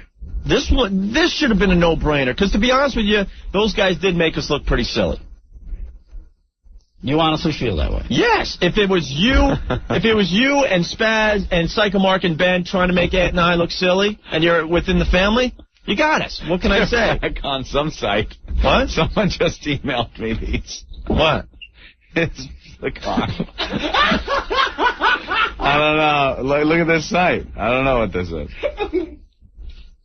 Hey, Mark, don't you have work to do? It's 20 minutes after. Put it off for later because this is Carlo, we're sending you to Vegas. You'll have nothing to do with the family business. Remember that scene? Well, anyway, this is what happened. Past that part. Right. This is what happened. This is how we perceived it. I believe it's an accurate assessment of the situation, regardless of Rick's argument. But can you at least see my side where it's like, all right, I'm in a bad position. If I rat on Jay... No, I can't see your side at all. Jay's going to attack... The listeners are going to attack, and then you guys are probably going to jump in. I'm saying that it is such a no-brainer that you shouldn't even consider it for a split second. Right. It should instantly... If someone approached me about playing a gag on Opie, the second that person left the room, I would go to Opie and say, this person wants to do this. They said this, blah, blah, blah. What are we going to do about it? Right. And that's what we do. And Opie would do the same thing. That's not even what happened. It was 3 days later that they're like... Hey, Rick, we got to tell you something. 3 days into a 7-day gag on Opie and Anthony. So you knew long before it wrapped up. You knew. Well, they wanted to wrap it that day. Doesn't matter. You knew and you didn't tell us. You knew, didn't tell us. Because I know we could have pulled a fast one on them. Absolutely. And then it would have still had the same result. It would have been an unbelievable prank, but we turned it around. We would have came out on top. All you had to do was give us a little info. Be a little loyal to the family, and we could have turned it around. Barzini. Tattaglia. Who was it, Carlo? Who approached you? Who approached you about Sonny? You figured Sonny, didn't you, Carlo? It was Barzini. Okay. Carlo, here's 2 tickets. Here's a plane ticket to Vegas. You're out of the family business. Go out in the car. Clemenza's waiting in the back seat with a piece of piano wire. Your shoe's going to go through the window. Hello, Carlo. And Fish, and also involved in the conspiracy. Wow. Could you get me off the hook for old times? Oh, for old times' sake. Can't do it, Sally. Well, in fairness to Rick, there's a couple people that think Rick is in the right here. Who? Well, let's talk to Bob. Bob, what's up? Hey, what's happening? Hey, Bob. How you doing? Good. I tell you, you guys are fantastic. Yesterday was awesome. Yeah, I got to stick up for Rick, man. How? Because you guys just don't like being on the fuzzy end of the stick. You know, I mean, it was a great prank. And you guys said it was the first time you guys have ever been pranked. Yeah, but we didn't. You don't like it. You don't like being on the fuzzy end of the stick. We don't like when it's one of our own people. If Rick wasn't involved, we'd have reacted the same way we did. We'd have said, oh, my God, they got us. Wow, good. But to know that Rick was in the fold there and he's involved in this show, personally, Guys, you got to say it was awesome radio. It was good radio. Awesome. It was great radio, but we're not saying that. We're saying that the loyalty lies with the people in this program, period. Period. It's non-negotiable. Nah, if it was another radio, when you guys brought up the radio station, I had to agree with that. But this was totally out of left field, and it had me going like crazy, and I thought it was, legit until the end. Bob, either way, it would have been, good radio. It would have been nice if we came out on top and we had that chance. Yeah, but you guys they laughed in our face. They had T-shirts already made, and we looked silly. Right, we looked silly. I don't know if they were laughing. You don't like. They were laughing. After you clocked Paul, everybody was laughing because you hit Paul. Well, yeah, it was awesome radio, man. You guys couldn't have done it better. All right, fantastic, Rick. Thumbs up, man. Thank you, Bob. Well, see, people are thinking that I'm involved from the start. I'm not. It doesn't matter when you were involved, though. Doesn't matter. Totally done. We had a chance to really pull one over on those guys, and we would be sitting here to this day with no one pulling a prank on us. Right. And we pulled some amazing pranks in our career. We've gotten everyone. Rick is a tool. Never trust a spick. Oh my God! Don't have to bring race into it, there, Ray. My goodness. Rudy, what's up? Yeah, man, he sold out. Yeah. He's a Fredo, man. Fredo, you know? Yep. I can do everything. Fredo, do this. Fredo, do that. I'm smart. I'm smart. I can do things. I'm smart. I can do things. Now they got me managing some stupid bar in Vegas. I'm smart, Mike. I'm smart, Mike. I was passed over. I'm the older brother. I'm smart. You guys are great, man. I love you. All right, man. Take care. Thank you. Well, Rick went against the show. Guys. He went against the show. John, real fast, because we want to move on. Yeah, just let me ask you this. Yeah. You telling me, Opie, that you will never, ever pull a prank on Anthony, and Anthony will never, ever pull a prank on Opie? You weren't listening to us. Mm-hmm. There may come a day that something is really good and I can pull over on Ant, but it's within the family. Right. There will never be an outside force trying to use you me. will never conspire with Jay to do something to Anthony. Absolutely not. No. Or vice versa. No, we're not. And in most cases, I would probably tell Anthony, they got something planned for you. Yeah. Within the family, even. All right. Yeah, I don't want to hold it up too much because I'm the one that wants to know about the car. So. Okay. Because the car comes into the whole thing. Because the crap Ant and I have been through over the years, and now these guys are all part of this as well now. We like to feel that nobody can come in to this program from the outside and pull one over on us ever, because we're all loyal to each other. That's the way it is. Right. If someone pulls something over on us, it is because nobody inside the family that is the Opie and Anthony show knew in any way, shape, or form before or during the event. No one should ever know and not tell us. And Rick, you did. I didn't tell. You didn't tell. That's enough. That is enough right there. Even though Cousin Jay... Jay is a fantastic guest on this show. Has carte blanche to come in here whenever he wants, to call whenever he wants. But as far as being a member of the Opie and Anthony show, yeah, we say, it's, Jay is he's part of the show. And notice he hasn't said Billy and Paul once. Yeah. Because that argument isn't as strong. Because, Jay is closer to the show than Billy and Paul. Let me just make that point, because if it was just Billy and Paul and a few other people, then no, they're hung out to dry. Oh, stop hung out to dry. But because I know the tie that Jay has with you guys, you can't let I gotta sit there and go, what the hell do I do? I sit on my hands. What the hell do I do? You can't let a Hollywood star get the best of us. You can't. Hey, it's a no-brainer. I'm serious, Rick. It's a no-brainer. It really is. Me with him before, so what am I expecting to happen? What? All right. Feeling like Fredo, like we turned on him. Right, we passed him over as Don. Rick, answer this honestly, okay? I'm smart. So let's say the events were different. Okay. You went, oh my God, I know that this is all a prank. They're trying to get one on the guys, and you came to us and told us that. Okay. Do you honestly think Ant and I were going to go, why'd you tell us this was going to be great radio? Oh, Rick, you wrecked it. Why'd you tell us?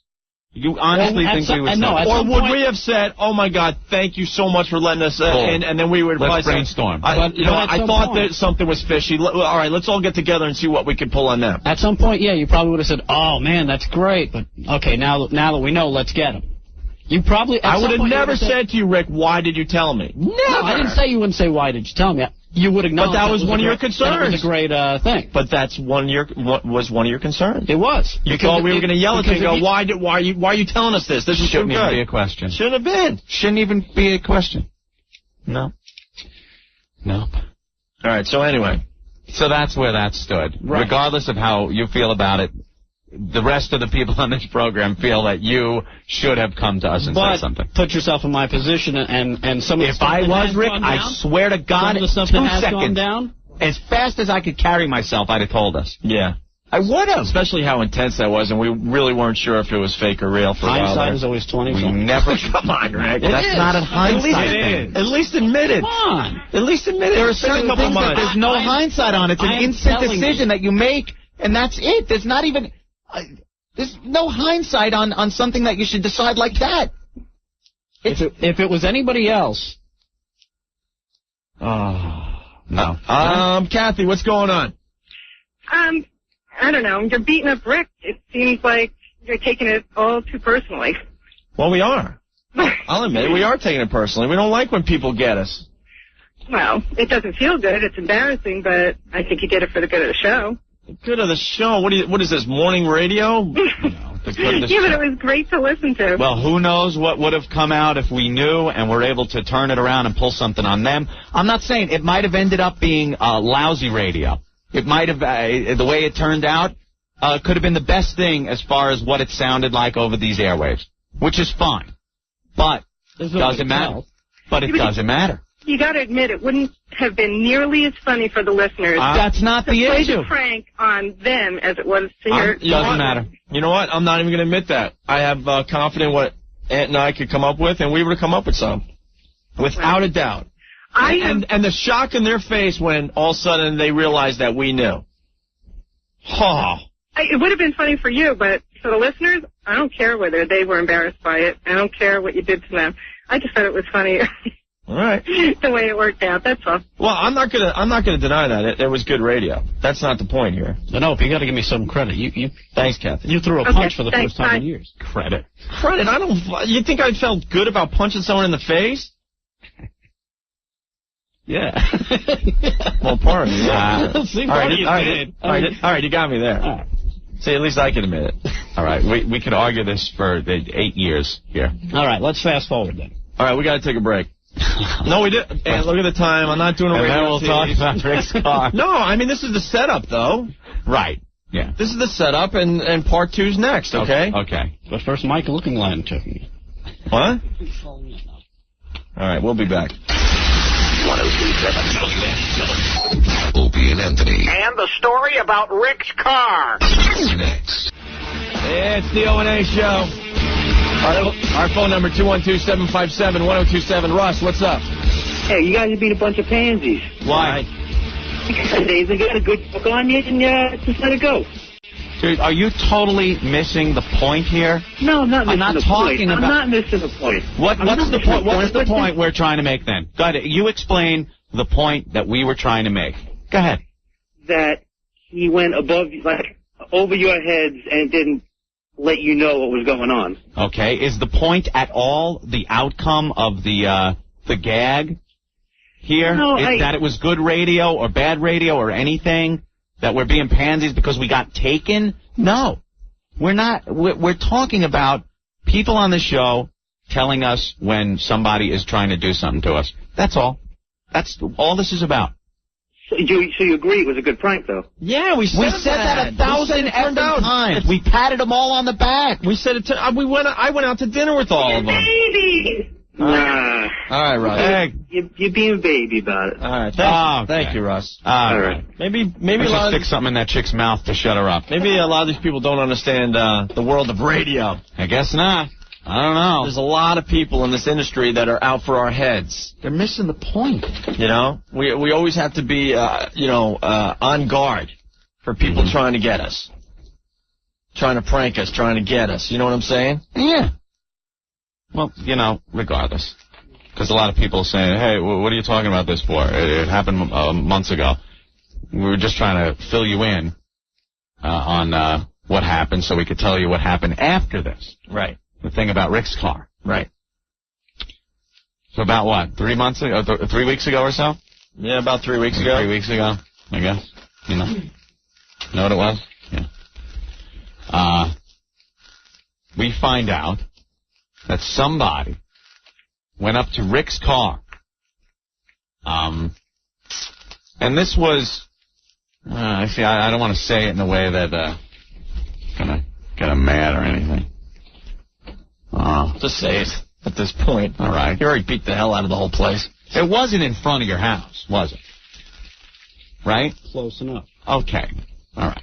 Well, anyway, took his car, wrapped it in newspaper. Totally. Like there wasn't one piece of car left sticking out of the newspaper. But didn't get any tape on the car or anything. Wrapped it up very nicely. Then it was a great wrapping. Yeah. It really was. Then took a pile of newspapers, put it on the hood, the car all wrapped up, and then put a fish on that pile of newspapers. Right. And then took a ceramic... A real fish, by the way. Yeah, real fish. Yeah. A ceramic horse head. What kind of fish was it? I'm not trying to make jokes. I'm just curious. I think it was like 3 feet long. It was huge. Yeah, it was huge. Then took a ceramic horse head and put it on the hood. And a big black letters across the windshield that said Fredo. Mark, you still work here?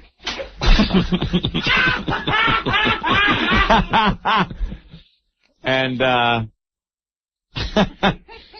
a note, a cryptic note. Right, where all the letters were cut out of magazines and stuff. Yeah. Yeah, it was written out of magazines, something like that. Right. So I'm trying to find it, yeah. And these pictures ended up on the unofficial Opie and Anthony website. And Rick had no clue, and when he found out, he completely lost it. Here's the note.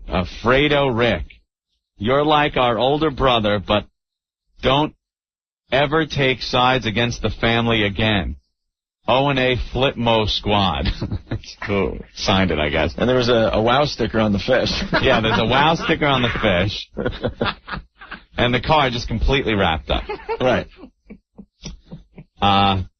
Well, Rick, needless to say, freaked the F out. Like, freaked out. Thought that somebody had stalked him down or something and wrapped the car up, and he was very upset, wondering how they knew it was his car. Just a whole bunch of things flashed in his mind like, oh, my God, there's a stalker or something. Well, and in fairness to Rick, I will stick up for him. His wife got really upset. Okay. Because she was the one that found it. All right. And, and obviously that's not cool. We're not that sick and twisted around here. And she got really upset because she really thought it was some psycho, that was just taking it way too far, obviously. And we knew nothing about this. Listeners aren't like that. So I understand why Rick got so pissed. Mm-hmm. When your wife or your girlfriend, is that upset and really worried and thinking that someone really is out there stalking you. Now, during the course of the day, we got certain information. The day after. correct? Yeah, the day after. Now, yeah. Rick called me at home and stuff, and I swear, when you called me, I had no freaking We didn't know clue that who it was did this that or it was an anything. inside job. I really Right. did not know, and that's the truth. Didn't know. And Rick was starting to think Psycho Mark was involved at some point.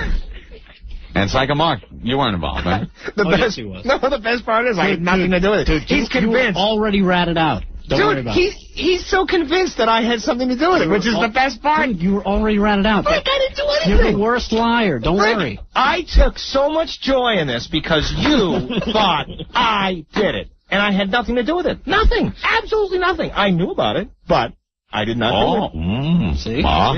It's tough That's when why you were already ratted out. I So knew about it don't even 2 bother. weeks before it happened. See? And Look at that. See, that's where I have a problem. See, that's I definitely have where a the problem with Psycho Mark because of that, too. Why? Now, wait, if it's a payback. Yeah, but they should have let us know. But guess what? The prank wasn't pulled on Psycho Mark. Well, Psycho Mark didn't know about the Jay Moore airsick prank. Now, this was a retribution for that. That's why this person did this to Rick's car. Right. So now Rick thinks it's just some psychopath stalking him and tampering with his personal goods and stuff like that. Freaks out.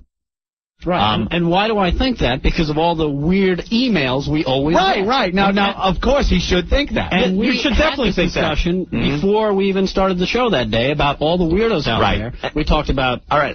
Hope's problem and your possible problem that was floating out. Sure. Now, this is where it gets really weird, though, because, like, we all agree we weren't going to talk about it on the air. Exactly. Because we really, thought it was a lunatic, so you don't want to talk about it on the air to give the person any publicity, to maybe entice that person to do something else or something. It's just best left off the air, which, of course, we didn't talk about it on the air until we found out it was an inside job. It was an inside job. It was retribution for what you had done. So even though you did not know yet, we then knew, and we're going to present it on the air. All right. See, that's where I had a serious problem. Of course you did, because you still were under the impression that it was a lunatic when we brought it out on the air. No. So your impression is, oh, my God, they're talking about this and it's a lunatic. Our impression is, we know who did it. That's why we're talking about it. Well, you know what? You guys... I wasn't informed. So to me, it's still a problem, especially, especially since we had an agreement that it was not to be talked about. Right. I told my wife, I called her, I said, look, I talked to the guys, they said they weren't going to talk about it. So now she can just relax and not worry about it. So now you think we should have come up to you and said, Rick, it's a gag off the air, so that way we could spring it spontaneously on the air. That it was a joke. It wouldn't have worked that way. The only way it works is on the air, you freaking the F out thinking we're talking about it, because you think it's a crazed listener or something. And when we did bring it up on the air, we made it apparent very early on that we knew exactly what was going on, and it wasn't a psycho fan. Well, Rick lost his mother effing mind. He ran around this place destroying property. Pretty much everything in his sight. Everything. It was like a tornado. They still haven't fixed the bathroom door on the ninth The hardware floor. is still up on the shelf by the soap. It was like the Tasmanian devil. Yeah, just spinning around with stuff flying. We were sitting in the office at one point. You just heard like things banging and blowing up. I don't know what he was doing. But see, your problem obviously was that you thought it was a nut.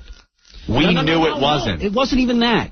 It got to the point where we had an agreement before we went on the air that day not to talk about it. That was the problem.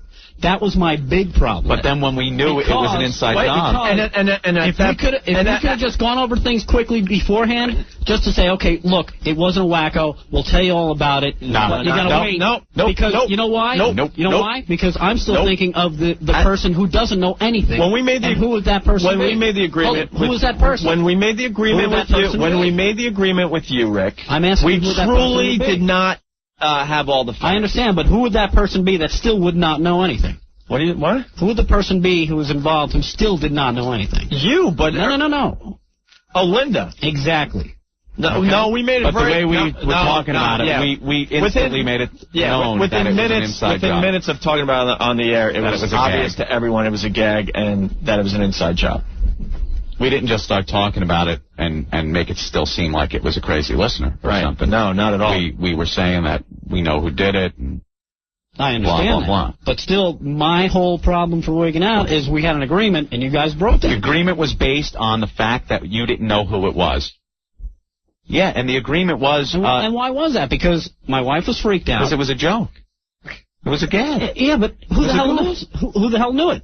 Not you. That's why it worked. Only you guys. Yeah, and who knew about the airsick Jay Moore thing? It was you did. It was who didn't know? We didn't know. And it was retribution for that. I mean, the prank you were involved with the airsick guys got so serious I punched someone. So what's your point? That's how pranks work. That people don't know, and then you spring it on. My point is we had an agreement beforehand, and it should have been stuck to. Even if it's just say, look, we're about to talk about this.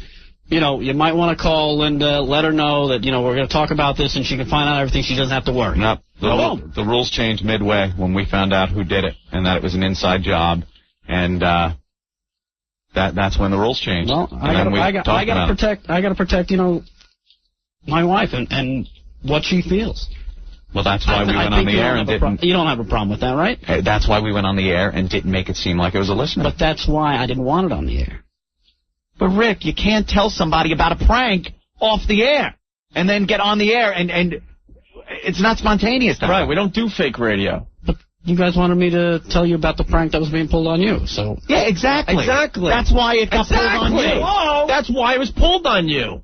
Don't you get it? Retribution. It's called retribution, yes. Yeah. If you were part of the family, we would have never done that to you. And we didn't do it. And believe me, we didn't know about it before it happened. We only found out after it happened. And you know why else I didn't want it on? Because of the people who were involved have nothing to do with this show. There were certain people involved that nobody knows. Right. That live in that area. And that's the last thing I want is to point out directions as to where the hell I live. Well, somebody took the initiative to payback, to do a little payback. You had the police involved. Keith. Yeah. What's up? How are you, fellas? You had poor Keith calling me 5 times that night to apologize and beg not to say anything because he didn't want to lose his job. I called because I felt that with Linda, I didn't want her to worry about it. I honestly didn't think that when the prank was pulled that you were going to get upset about it. That's why I called Linda and I called you to apologize because I felt bad. Right, and what did I tell you? I told him, I go, dude, I applaud the prank. I go, I think it's hilarious. I go, but not in front of my house. Right. If it was done, if my car was in the parking garage and the guy pulls up and the top is down and everything's covered with paper, I'm laughing my ass off. Because I don't have to worry about, anything being done in front of where I live. And that was my big problem, and that's what I was upset about. Steve from the city, hey, Rick's gone soft since getting married. That's what $700 pots will do to you. Remember that? Well, I have to say that I didn't know that you lived right there. I knew that you commuted from the train station, and it took me 2 days driving around with that dead fish in the back of my truck looking for your car. I looked in the train station. I drove through every parking garage in the area before I finally started going street to street looking for your car with this dead fish in the back of my truck. I believe we have found the obsessed fan. Yeah. The hell's wrong with you, Keith? And, it was payback because I felt that the family is the family. And although I'm not an immediate family... Whoa, Keith, you're not part of the family. Right. I will have to say that. I agree. I'm a guest. Even a cousin. I'm a guest on the show. And I felt that it would be good radio. It would be a good prank. Mm-hmm. And as, somebody who's, Now, Rick, here's where this all comes into play. Let's say that the prank with Jay never happened. Or, on the other hand, let's say the prank happened, but you did come to Opie and I, and we tried to work something out, but you did come with us with the information. The second I found out that Keith was responsible for your car, I would have come right to you and said, Rick, this is the deal. But then I would have known. Right on the air with it. No, I would have come to you off the air and said, Rick, I know who did this. Don't worry about it. Here's the deal. But since what happened with Jay, why am I going to say anything? Well, how do I know that? Because that's how we work. That's how Opie knows it. Yeah, we don't. I could just look at it and know he's not going to do that to me. Ben knows it. That's the agreement you two have with each other. None of No, us. that's the agreement this whole program has. No, we're allowing it. All you guys We are on that tight. You're saying that now. The whole show is. The whole show is. That's what we're saying. Right. So that's the point. So he was freaking for like days. We couldn't even talk about it. I mean, we couldn't even mention, even though he knew at that point it was a gag against him. We didn't know up until after it was done. The day we mentioned it on the air, that's when we found out. And believe me, one of the reasons for bringing it up on the air was so you wouldn't go home still thinking you had a nut. We figured we'd do it on the air and let you know that it was indeed a prank. And that was it.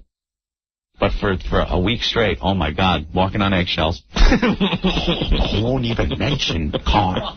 All right. Are people replacing things around the... What happened to the trophy? Oh, my God. It fell, all right. Off of what, the top of the building? 150? Yeah, I mean, the old NEW staff worked hard to get that trophy. I hit a triple to bring in... So, are we finally done with all this? Yeah, that's what happened with Rick's car. And he was just flipping. So that's it. Now, are we all on the same page? I think so. Are we all on the same page? We know that if we're ever approached by anyone else for any gags, we tell the other people. But on that note also, it wasn't even that good of a prank. Oh, that was pretty good. That was good radio. Freaked you out, man. Freaked you out. We got some good audio. No, it was good stuff. That part, but the prank itself, it's like... It would have been better if you allowed... It would have been better if you allowed the pictures to stay up on the unofficial website. You should at least let that one picture up there for a day. No one knows what kind of car it is. The close one under the hood? Knows what kind of car. Well, we haven't mentioned it. We haven't mentioned the car. Oh, my God, you can plunk down any car. We haven't mentioned it. Know it. Whatever. But it doesn't... It's part of the O&A trivia, It doesn't show it in that picture. That's what I'm trying to say. It could be any car under that newspaper, the picture I'm looking at.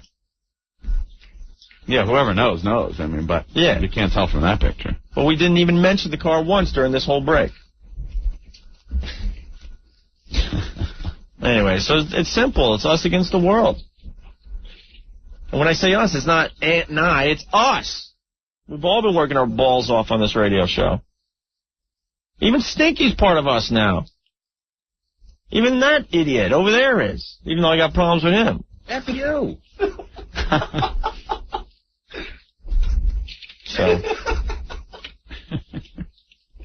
All right, well, that's it. And that's the end of the story. There you go. You see, it wasn't even that good of a prank. It was a good idea, but it just wasn't done in a good way. No, it was good. Like I said, if it was done... Confrontational radio is very good. I'm just saying the prank itself. And I told Keith, I said, it was a great job. The fact that you were able to do all that stuff, that's fine. I didn't have a problem with that. And he knows what the problem was. But I'm like, if it was done in the car garage...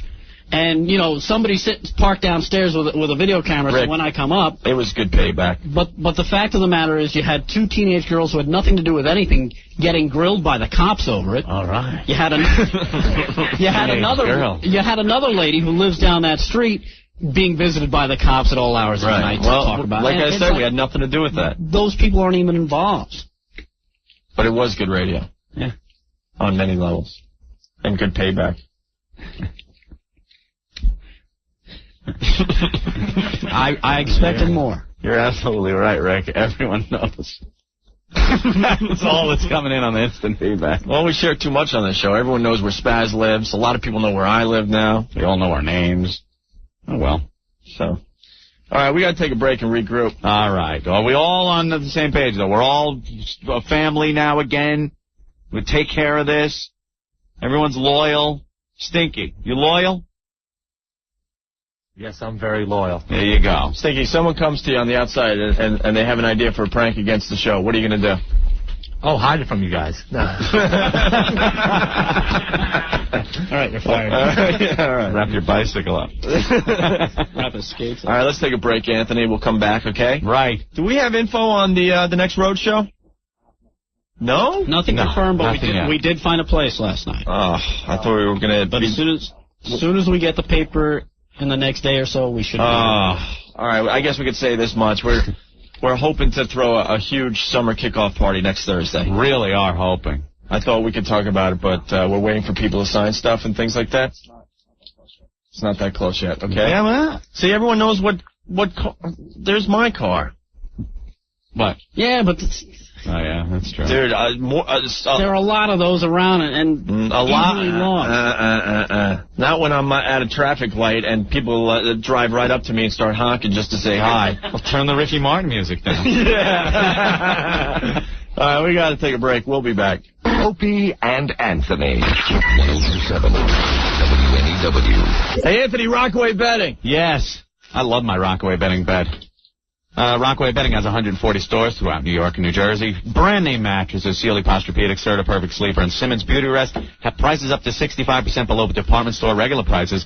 Our own Spaz has joined the wonderful family of people that have a Rockaway Bedding bed. He gropes Erica on a Rockaway Bedding mattress. I want to know how he's sleeping. We should get him in here. Rockaway Bedding, the only major area mattress store that offers you a free steel bed frame, free delivery, free complete removal of your old bedding. If you need a new bed delivered and the old one taken away, Rockaway Bedding is the only place to buy your new mattress. You get headboards, metal beds, futons, day beds, electric beds, bunk beds. They didn't get bunk beds, did they?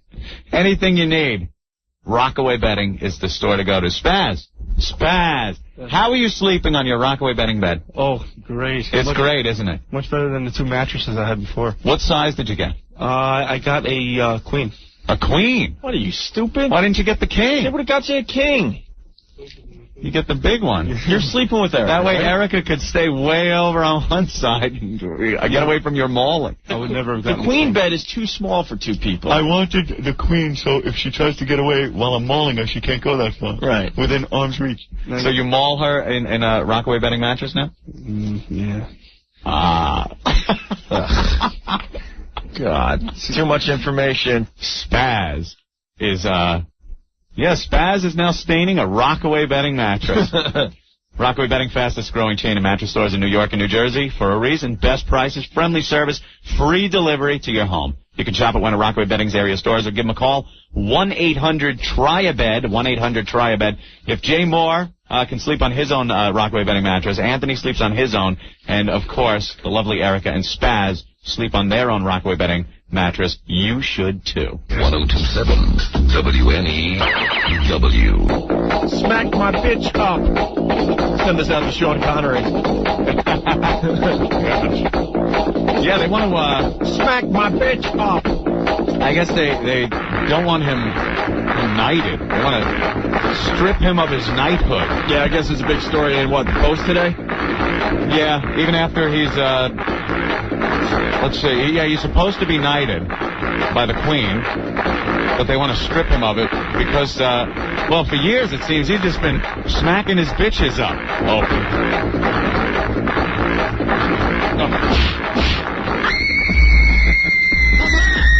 What's wrong with that? Come here, you lovely little thing.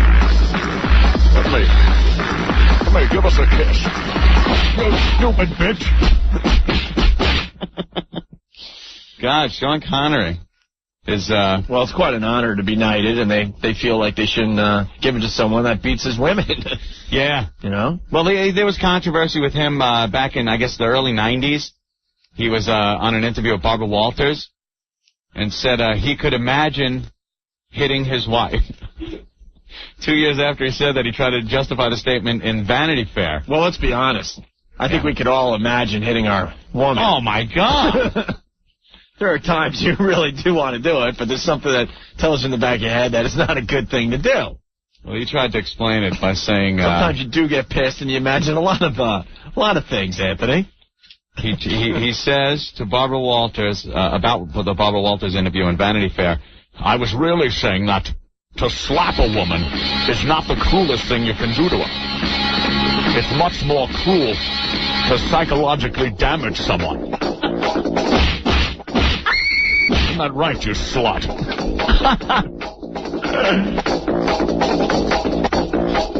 I'm gonna take a crowbar and smash you in the face with it. I told her to shit. Oh, what? In the chair. Oh, sit. Sit down. You say sit, very unusual. I have this speech impediment with my S's. I see. Come here. You're lovely. Now sit. Sit down. Before I smack you. Bloody bitch.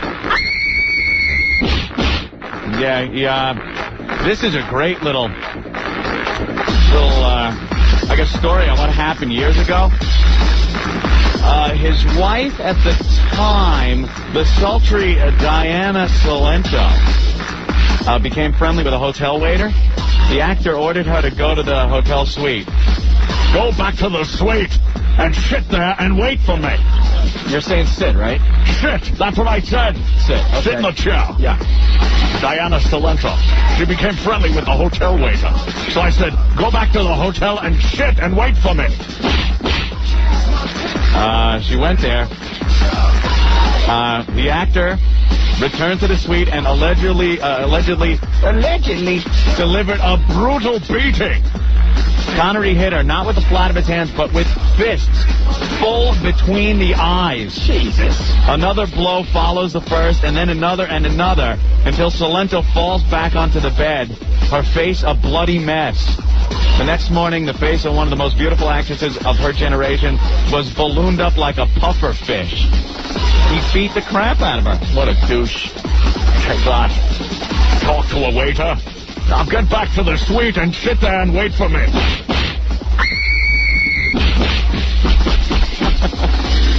You just don't know. I'm losing my hair and it pisses me off. That's what it is. Going bald. Hair's falling in my face, you bitch. It's your fault.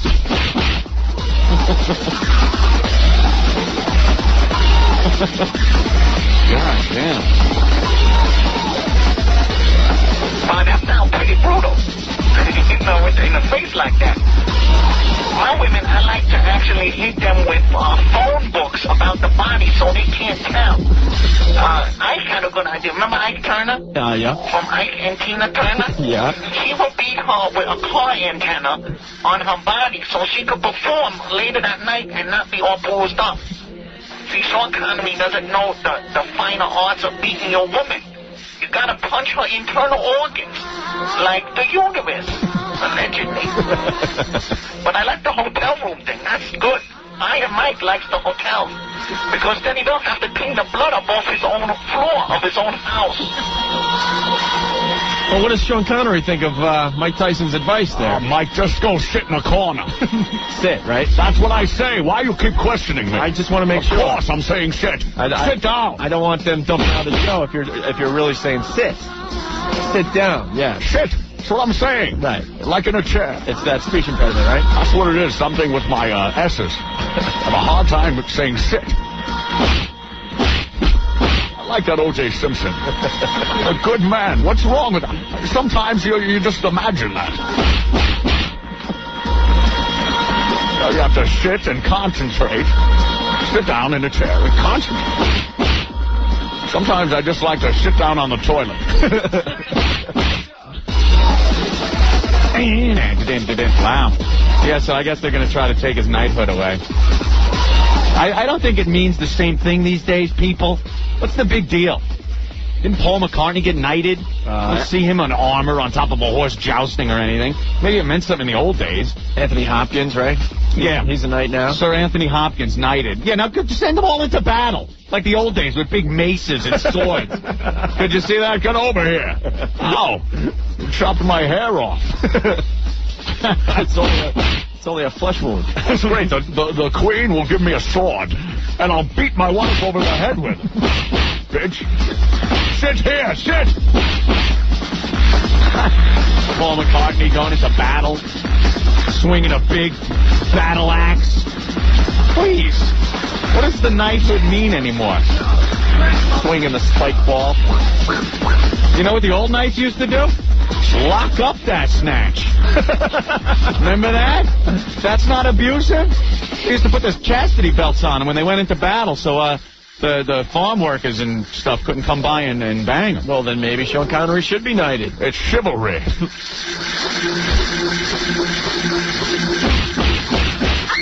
Shut up! Get back to the suite! Get back to the suite, you bitch! And sit there and wait for me! I hit you with my night sword, and a big mace, and that big hammer from Braveheart. Remember that big hammer they caved the guy's head in? And smack my bitch up with that one. Shut up! Go with your waiter friend, you whore. Wait for me there all bloodied, then I'll slam my yam bag against your ass. Albeit laugh your balls off and sitting on stage in a stool. Sitting. That's what I said. Why you keep correcting me? I just want to make sure. Well, thank you, Sean Connery, for stopping by today. Yeah, Elton John's a knight. Oh. Jesus Christ. He's going to go into battle with a dildo. A big dildo. He should be a dame. Right? Elizabeth Taylor became a dame. Oh, did you see her staggering up to the Queen? And she was claiming in the paper that she's not old yet. And the people still call her one of the most beautiful women. She always makes the issue of, like, people's most beautiful women. Huh. Honestly, shouldn't the most beautiful women be based on looks? Has that gotten so politically correct now you can't even say, when you're basing something on beauty, doesn't matter if they got a brain in their head or not, or if they've been around or screen legends. Yeah, it's time to use the past tense. It should be, yeah, maybe she was beautiful years ago when Mickey Rooney was banging her. Dogging her. But now? You should judge that on the fact that would you like to rip her clothes off and see her standing there naked? Picture that one. I'd rather see the Queen Mum. That big head of black hair all dyed on her head and the big patch of gray down there. Oh, dude, come on, man. Yes. I don't need that visual. I'm going to beat that bitch Elton John. Come here, Elton. Yes, you scream like a bitch. Talking to that waiter. Get back to the suite. Shit and wait for me.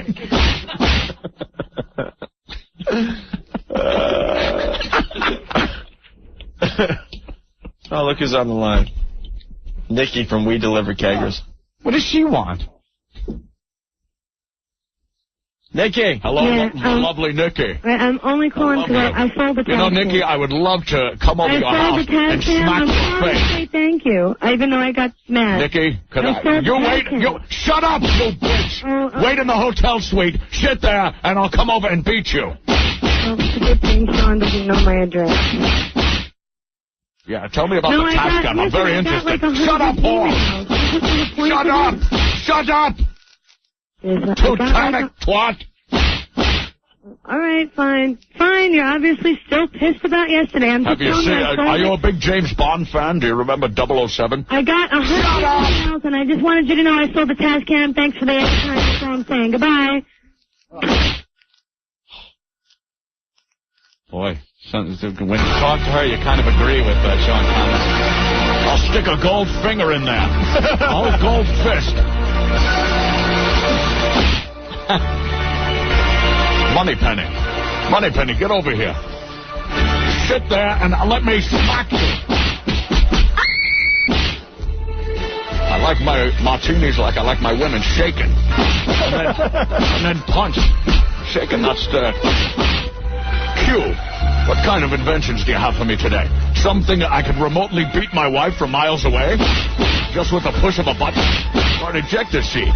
So she can sit there and I can eject her right out of the car. Q, suck it.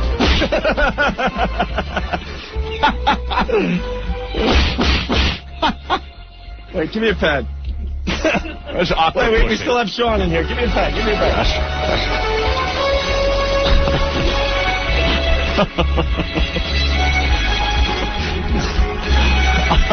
Quick, write faster, Opie. Sorry. I'm reading you. Moneypenny, look what I did to you again. Oh. Yeah, all right. All right, Nicky. Very good. I'm over here now. Just sounds funny. Butt sex? Yeah, bod sex. Stop it. All right, do we have to take a break? Gary, could you wait before you give your 90210 review from yesterday? Huh? All right, hold on. We're going to take a quick break. I know. We'll play for him after spots.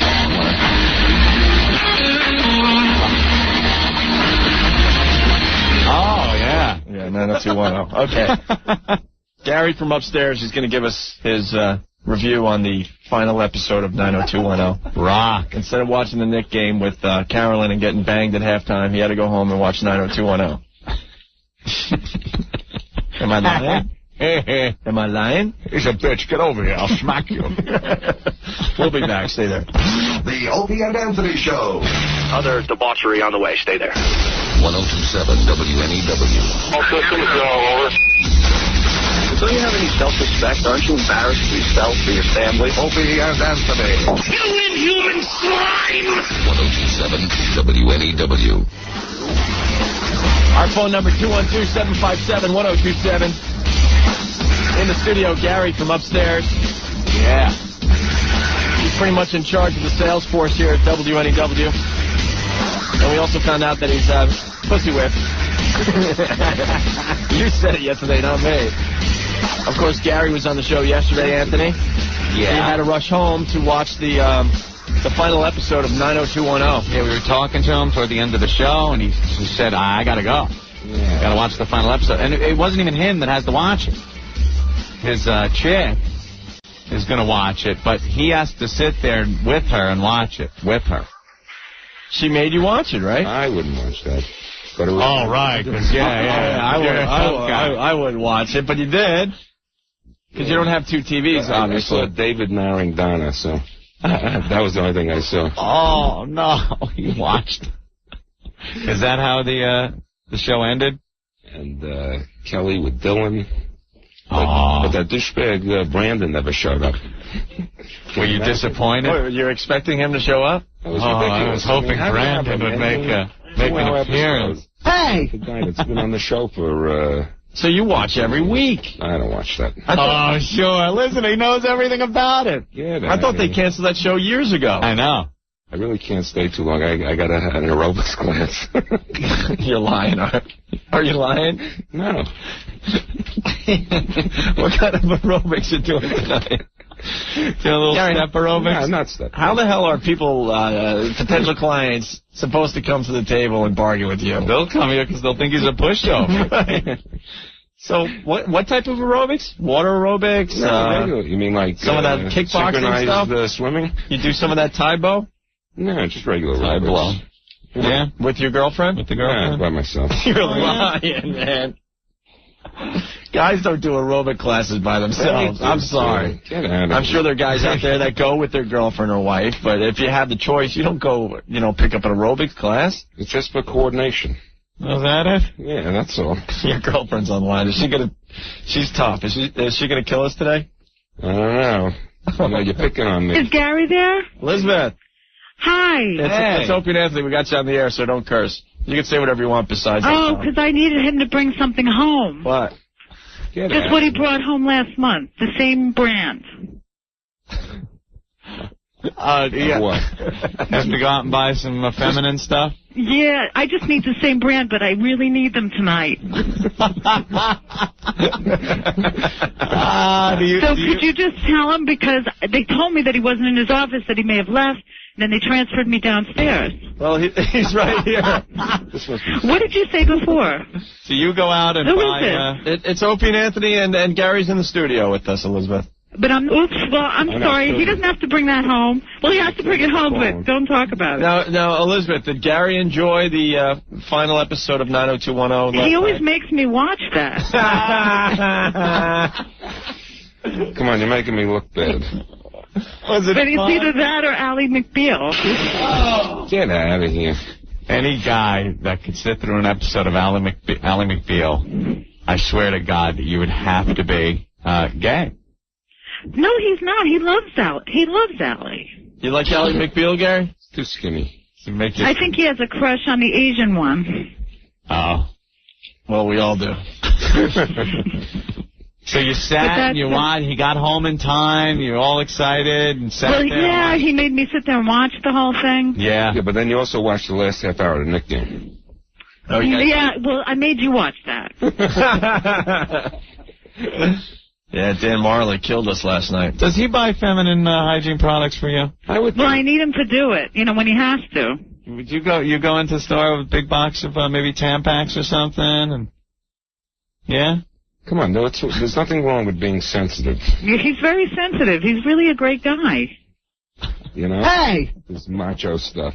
Hey! Gary, Eddie on line 8 wants to know if you have a sundress on. Eddie, no, he's not wearing a sundress today. What are people saying about him? Oh, he's getting killed. Oh, I better not. He's going to get really mad at me. Tex on line 2 says, doesn't Gary have a line dancing class to get to Tex? Oh, come on. He's really a good guy. He likes to golf. That's a guy thing. Oh, sure. Has he bought you $700 pots yet? $700 pot. Nobody would do that. Well, Rick, yeah, whatever. Yeah, but if you can just have him come home as soon as possible. All right. He looks like he's ready to leave. Listen, I could do the other stuff. You know, I could not come home. I could, not help with the dishes. All the other stuff, if that's what you'd like. Oh, is that what you do, too? Yeah? You do the dishes and stuff? Oh, don't get mad at me. Well, if you don't want me to help out. Oh, you're going to ruin the whole night. Gary, what you gotta do is lead with your left. Oh, no, really, honey, I don't mean it. Yeah, right. Steve on line 1 wants to know if Gary has a Kathy Lee CD yet. He's always using mine. Just kidding, just kidding. All right. Well, he's on his way. Yeah, he's coming up. What's on the TV tonight? Let me see, it's Thursday. Oh, he likes Friends. No, yeah. I like no Friends. You like watching Friends, Gary? I watch Popular. Popular? No, I won't let him watch that. The teenage girls look good in that show. That might not be all that bad. I gotta agree with Gary on that one. Nothing wrong with Teenage Muff. Yeah, no, I don't like him looking at teenage girls. Followed by Charmed. Charmed. It's that one, yeah? All right, so, I'm going to go now, but if he could pick that up for me, I'd appreciate it. I'm going to kill you when I get home. All right, Elizabeth. Uh-oh. The lovely Elizabeth. That's it. Give it to her. Give me my U-Log. Okay, bye. Bye. Gary, Mike on line 9 wants to play What's in Gary's Pants. Hey, Mike, what's going on? Hey, is Gary going to play What's in My Pants or what? He's a homo. All right, thank you, Mike. It'll be different if they're calling, asking what's in my pants, but Mike? Vagina. I hope I don't have to explain that to you, Gary. He's assuming you're a woman. Oh. Bobby, what's going on? Gary, you big pussy. Hey, do you know Gay Marco? Because he might be your sex partner. Hey. Hey. He missed the whole Nick game practically. Yeah, that's a man's sport. Right. So what's on the Lifetime channel tonight, Gary? I don't know. You want me to tell you? I have no clue. Let's go I don't usually watch that, but the Chicago Hope. Reruns. Let's go to Dennis. Dennis. Hey. Hey. What's going on? How are you? I want to know if Gary's going to earn his Red Wings tonight.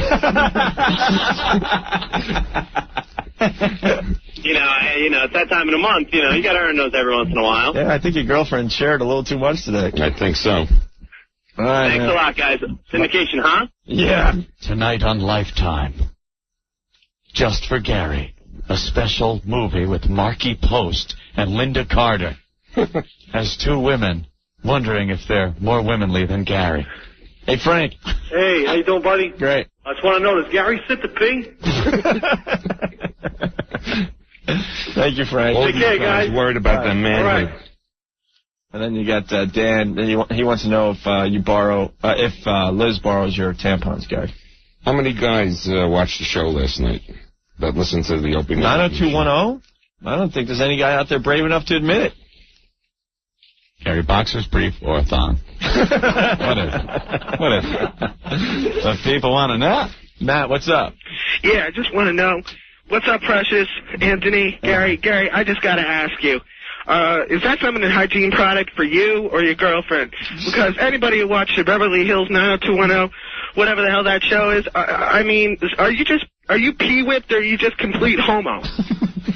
Not a homo. Listeners chiming in. Boy, oh boy. Right. What a brutal bunch this is. I mean, just because you know how to read and watch a show. Our listeners know how to read. You calm down and you sell this show. Oh yeah, I forgot. Matt, what's up? Yo, what's up, guys? Hey, Gary, you want to be a lesbian for a day? New nickname for Gary is Bitch Boy. Bitch Boy. Does she let you first do the dishes before you before you get to your shows? Before you get to your cereals? Yeah. Washing the dishes real quick, hurrying. Oh, turn the volume up. I'm going to miss the beginning. Well, Bob saw 90210 last night. Bob? Hello. You calling from the village? No, not exactly. I didn't wash the dishes last night, but I watched 90210. Yeah? And I'll tell you why. And I haven't watched it for years, but I just had to get one last shot at Donna Martin's fun bags before they went off the air. I don't even know who Donna Martin is. She's with Tori Spelling. Wait, she has the worst boob job in the history of boob jobs. Yeah, but they're Looks huge. like she's got a divot between her boobs. There's nothing natural looking about those things at all. All she is one big set of boobs on top of like some little skinny body. On top of an alien body. Alien face, we should say. Yeah, I know. All right. Well, anyway, the other one's not so bad either. All right. Thank you. Bye-bye. You think Tori Spelling's hot in? Oh, no. Yeah. Not at all. And it just got worse as time went on. And the boobs don't help. Yeah. It's like the worst boob job. They're all stretched out. And like I said, her breastbone, where it sticks out, there's this big divot there. I know. Yeah. Like they put too much in. I'm sure her career will flourish after this. Hey, Wendy's going to stick up for Gary. Wendy. Hey. Wendy. Oh, her name must not be Wendy. And she didn't answer to it. All right. Danny, what's going on? What's up? I think Gary has a Hitler mustache. What is he, gay? Is he taking the rear end? Hey, what's your problem? How do you know about that? Your gay ass. How do you know about that? All right, Danny, thank you. All right. Bye. Stop, guys. Bye. Spit or swallow, Gary. Spit or swallow. What'll it be? I can't believe you're sitting here and taking this. It's just going to get worse, you know. Mike, what's up? Hey, Opie, how are you? Good. Just got a question for Gary. I wanted to know if he's on the same cycle his girlfriend is. Same period. What brand do you use, by the way? You're killing me. All right, Mike, thank you. This is the best one from the instant feedback. Steve from the city. Gary is like in charge of the whole sales force pretty much here at WNEW. Steve writes, how can Gary sell airtime if he can't even sell watching the Knicks game? You can't even convince. That's wrong. You can't even convince your girlfriend to watch the Knicks game. How the hell are you convince people to buy this show? Bravo to Steve. Line of the day. What, are you promising me to do the dishes for me? Go buy your pots. All right, let's go to JD real fast. JD. Hey, JD. Yeah, a little bit of advice for Gary. Yeah. You can swim in the Red River, but never drink from it. Oh, boy. You're just getting nasty. TJ. Yo. Hey. O&A, what's up? What's up? Hey, I've been watching 90210 for the whole 10 years it was on. Okay. All right. And you had to watch it last night because it's the end of an era. Sure. You had to watch the last one. Yeah, it was lousy, though, right? Yeah, it wasn't that great, but, you know, it's the last time you're ever going to see it. Did your boyfriend like it? He loved it. Yeah? Actually, my wife, she was crying on the couch. What's his name? Michelle. Michael? I don't think I... come on, you guys are great. You had to watch the show, though. All right, TJ, thank you. All right, guys. Bye. Later. I don't think... God, who cares about watching 90210? Like you said, I thought it was off the air already. I don't even think I ever sat through one episode of that show in the 10 years it was on. Gary, when you're... You were, doing it under the blanket. Whacking. NASCAR. Whacking, yes. Gary, when you exfoliate, do you use a loofah or just a loofah, yes. a washcloth? Yeah, okay. Do you wear his and her shirts? No, her and her shirts. Jesus. What douche does Gary like? I'm a fag like Gary. Wait, let's go to Dennis. Dennis, what's going on? You're next on NEW. How you guys doing? Hey. I must be just as gay as him because I've been watching that show for 5 years straight now. Yeah. And straight? Is that your own opinion? No, I'm yourself? No, I'm straight. We're thinking. But why? Because I moved to an apartment. I didn't have cable anymore. I had to watch basic cable to get into the show. That's it. I don't know if that's a good enough excuse, pal. I found myself needing a beer. I was in the village. I went to the bar, and next thing I knew, I was getting in the keister. I was also miserable when Party of Five went off. But the joke's on that guy, because I'm not gay. I'm not even gay. Wait, you watched Party of Five, too? That was my favorite show. Oh, my God. What's wrong with you? but you watch Rosie every morning too, don't you? Although the Wendy Love Hewitt scenes were pretty good, but I don't think that was worth. I don't think it was worth sitting through the crap that was. You mean when the guy recovered from Hodgkin's disease? Yeah, there's a real bang-up show I would want to tune into. The guy's got Hodgkin's. You watch that one, good. You watch Party of Five, Gary? Oh my God, you're a big softy. Gary, you gonna be tuning in to WNBA next week? All right, Dennis, thank you. Hey, but you know what? I'd rather watch soap operas than the Knicks game last night. Well, the Knicks are a soap opera. Put on pump. You guys take care. All right, man. Bye-bye. Bye. Just wait till I get you on the basketball court. Oh, yeah. John wants to know if you're a pitcher or a catcher. There's a bunch of guys that did see 90210 last night, though. Dan, what's up? Yeah, I actually watched 90210 last night. You did? I did, but it was a celebration. Oh, yeah? Celebration was that I never have to watch that stupid show, Party of Five, or what's that other stupid one, Melrose Place, ever again. Did it get ridiculous? Like, I didn't even watch it. I'd never watched it. But didn't 90210 start when they were supposed to be in school? So now, years and years later, how ridiculous was it that they still had no lives? Was that the fact? Because I don't even know what the storyline was, but how could you... Like, even Saved by the Bell had to go off the air when they left school. You know, they started high school. Oh, is it, Gary? I wouldn't know. I don't watch Is Saved by the Bell really still on? Yes, it is. I love Screech. Do they have a whole new cast or something? Well, they have the new Saved by the Bell. Oh, all right. Now, that's a great show. Yeah, you get flipping there. You go over there to watch. All right, Dana. All right, thank you. Xena, Warrior Princess. Well, now we're starting to get on the same level. Xena's kind of cool to watch. There are some girls on that show that are dressed in pretty much nothing. Kim, what's going on? Not much. You're going to defend Gary. I was going to, but then he started talking about Party of Five. Why? What's the matter? That's a little too far for me. Oh, you wouldn't even watch that, and you have a vagina. See? Most definitely. Most definitely. I started watching it years ago. Why don't you talk to Gary? You have a lot in common. No testicles. This is true. This is very true. But in college, it was fun. You drink to it. You go away from it for a little while. I came back to watch the last season and see the end. I don't understand how you girls talk us into watching these girly shows. Well, my husband actually wanted to watch it too. He doesn't have the balls to tell you he doesn't. Well, because I got to admit, when I used to have to go home after the show, when I had a home, remember that, Opie? I remember that. I used to drive out to Long Island when I had a home. You used to live very close to me, man. Yeah. We used to commute together. It was very nice. I would get home, and I don't even know what night it was, but that goddamn Party of Five was on. That friggin' Party of Five was on, and I'm like, why would you sit and watch a show where the guy is, got Hodgkin's? You got your own problems that you got to sit around and watch a crap show like that? And then Wendy Love Hewitt's cans would be on the screen, and I'd forget everything for 2 seconds. Oh, man, you guys are brutal. Adam from Manhattan. Gary, were you crushed when Felicity cut her hair? Rob from Center Age. Does Gary buy Teen Beat and 17 so he can pin up posters of Dylan? Gary, Backstreet Boys or NSYNC? Who do you like better? You actually... never mind. Ken. You actually have an opinion on that? Yeah. Jesus. Ken. Yeah. How are you? I can justify watching 90210. Yeah, you can. That's it. That's 3 enough. years ago, my wife made a deal with me. I'd get a Hummer if I sat down and watched the show. So I've been a faithful viewer for 3 years. Well, how many Hummers did you get? The one? Oh, I could read a magazine during the show. I just had to sit in a room and pretend I was watching. But you only got one Hummer and then had to watch the show for 3.5 years?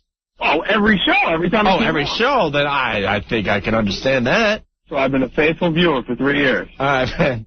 Thank you, Ken. Thanks. Someone wants, Chris wants Gary to go for the wiffle ball bat record. I see that. I just got that. Go get the wiffle ball bat and a Sharpie.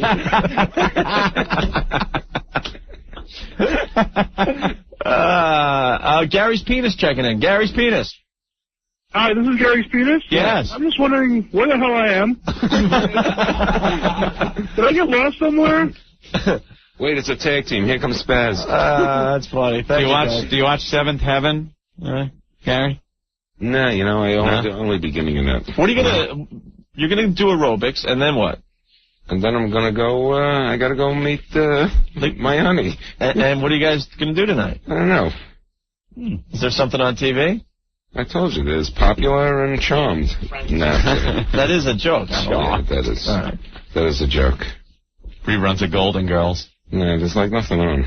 All right. Billy, what's going on? ER's season Boys, how you doing today? Right, ER. I can sympathize with Gary. I had to watch it last night also. Wasn't something that I wanted to do. It's one of those relationship have-to-dos. I had to watch it with my new girlfriend, Jen. Yeah, but do you have to bring home tampons? No, like me? No. That's Wendy, pal. My new girlfriend, Jen. That's Wendy, pal. No, well, she used to be your Wendy. She's now my Jen. Good luck. Have fun. Hold on to your stuff. Oh, boy. Like, you know, it's so funny. I wonder if he actually thought that would annoy me. I think he was trying to get to you. Dave from Manhattan, can Gary show us how to give a Hummer on a carrot? That goes back to the whole Fast Times at Ridgemont High from earlier. All right. All right. I'm getting out of here. I've been abused enough. Oh, wait. Do that. Tom's got Oh, thank you, Lord. Praise Jesus. Tom's got a question for you before you leave. Tom? Yo. Yeah. O&A, what's up, man? These are the best. Right. Hey, Gary. What happened on Days of Our Lives today, bro? I missed it. What did you say?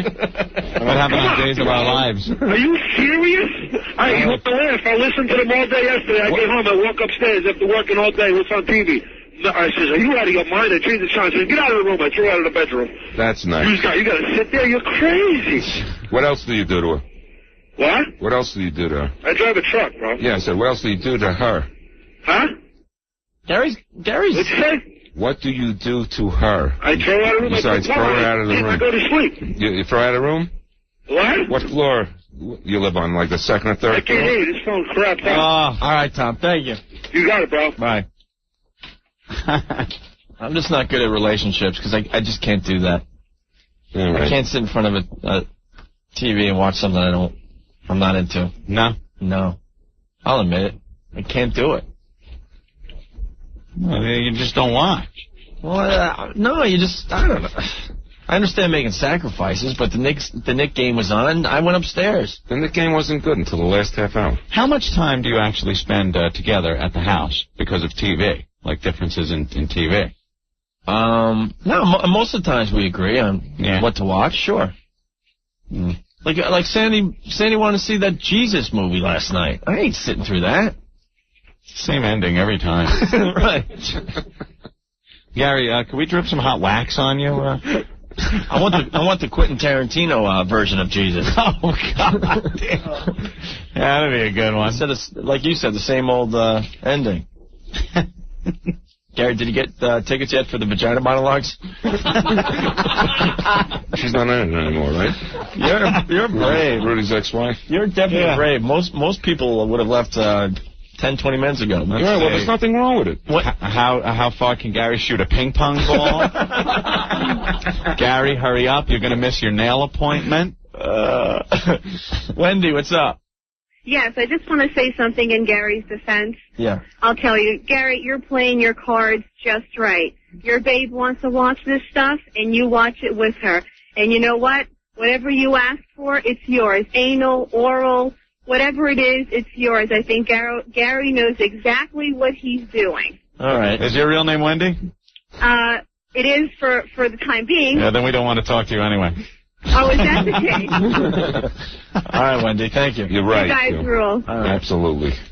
Now, if there's something you want to watch, does she sit down there and watch it with you? Yeah, absolutely. She lets me watch it for like 5 or 10 minutes. Oh, my God. I'm getting out of here. All right, Gary. You've abused me enough. If you want to buy advertising on the Opie and Anthony show, this is the guy to talk to. Yeah. Going home for a little butt sex. All right, later. All right. 1, 2, there you 3, 4. What's that, a purse? Yeah. Look at that. He's got a bag. Okay. All right, Gary. Bye. Take it easy, Gary. There he goes.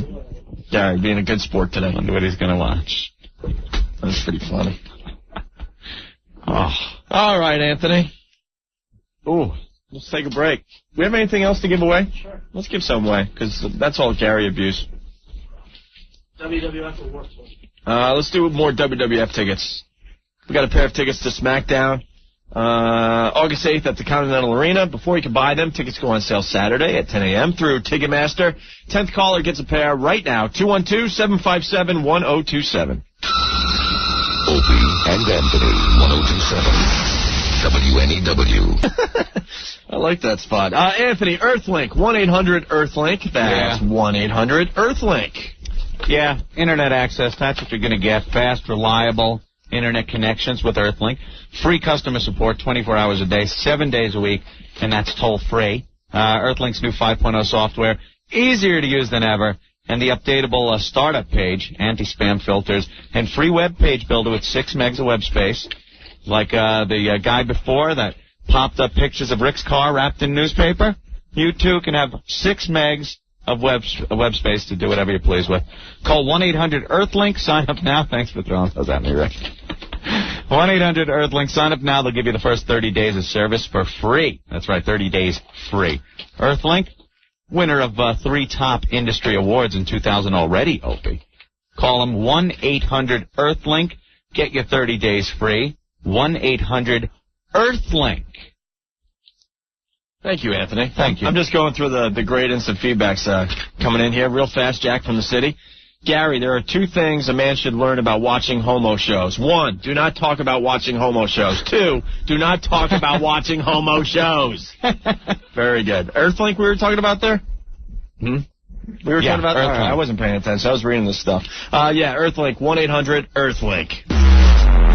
The Opie and Anthony Show. Let me let you ladies in on something. Oral never gets old. Home of the Hummer. 1027 WNEW.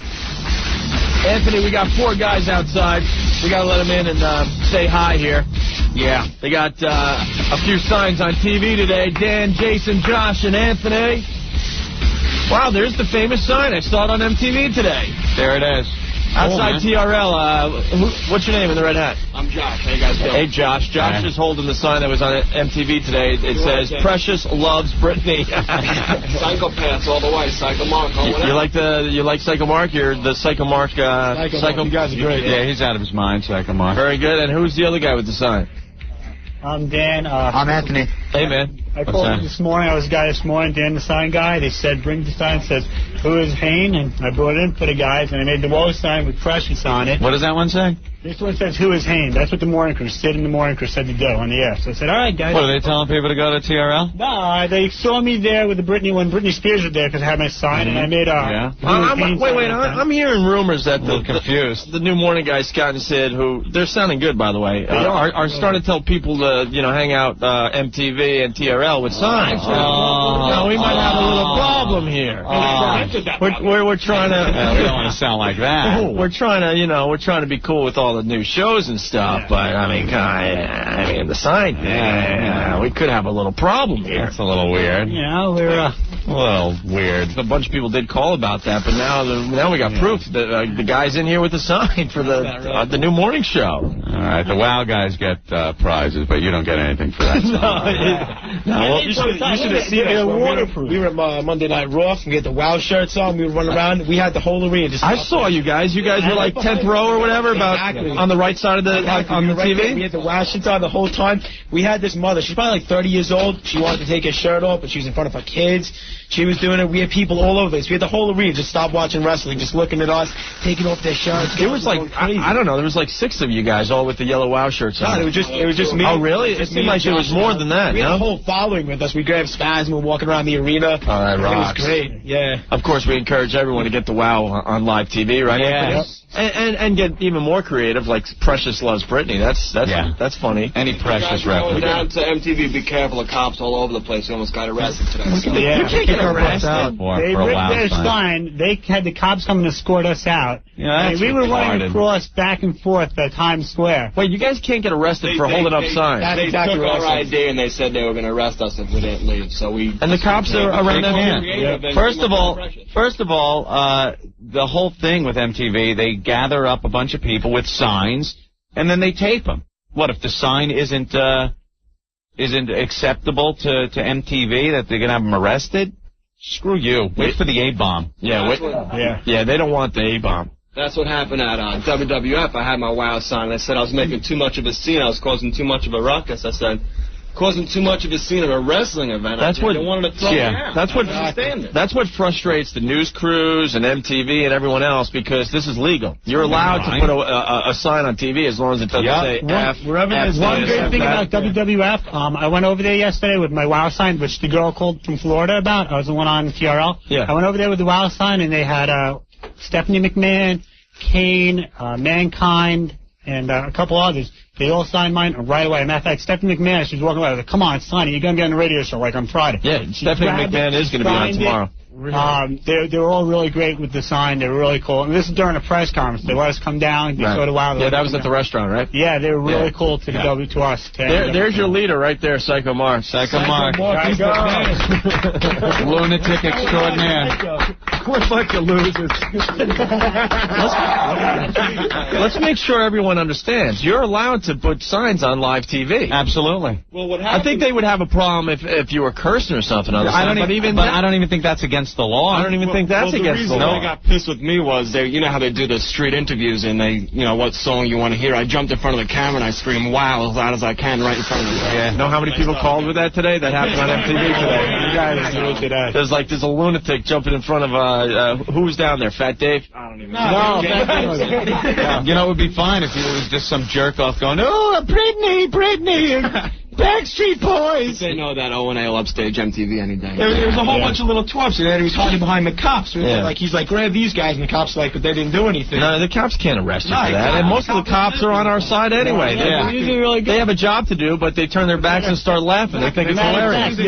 They love it. Yeah, that Red Lobster thing that pulled up, they put that right in front of the WOW sign for me. They had the whole truck back up so I could get on TV. Yeah. See? There was one guy up there giving us the thumbs up, the thumb down, telling us to get away, move away if the guys are coming. So that person who's at MTV, thanks a lot.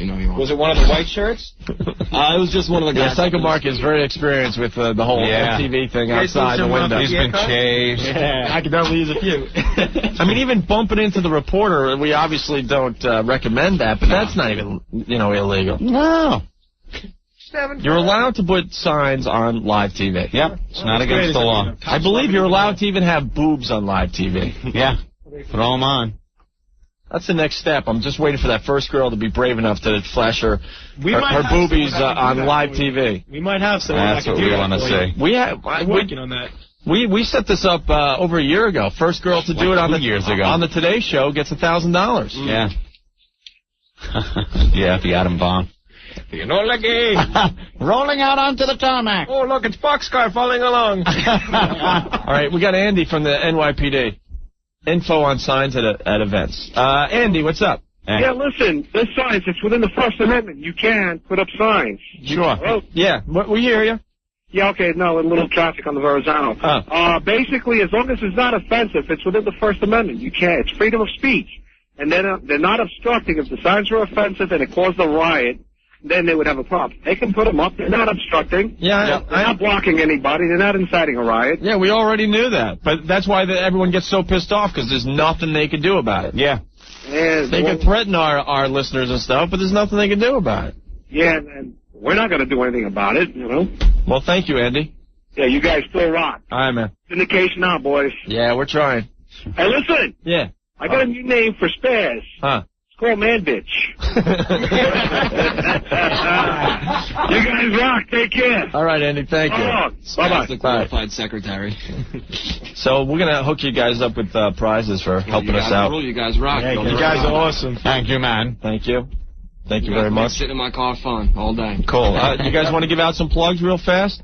One at a time here? You want to say hi to her? Any pals? Something? No, I just want to thank WWF. I mean, like I said, they really gave good treatment. All right, thank you, dude. What's going on, everybody? Adam, what's going on? Micah, Mom, Dad, how's everyone doing? Hey, listen to Open Anthony. You guys rule. Stick together. Get the signs on TV. Let's go. All right. Hey, Will, Anthony's on the radio. By the way, I want to tell everybody to go out and see Silent Industry whenever they come to your town in Queens. Thank you. That's what the plug segment is for. You're able to You're plug. allowed to plug. We weren't going to allowed to plug.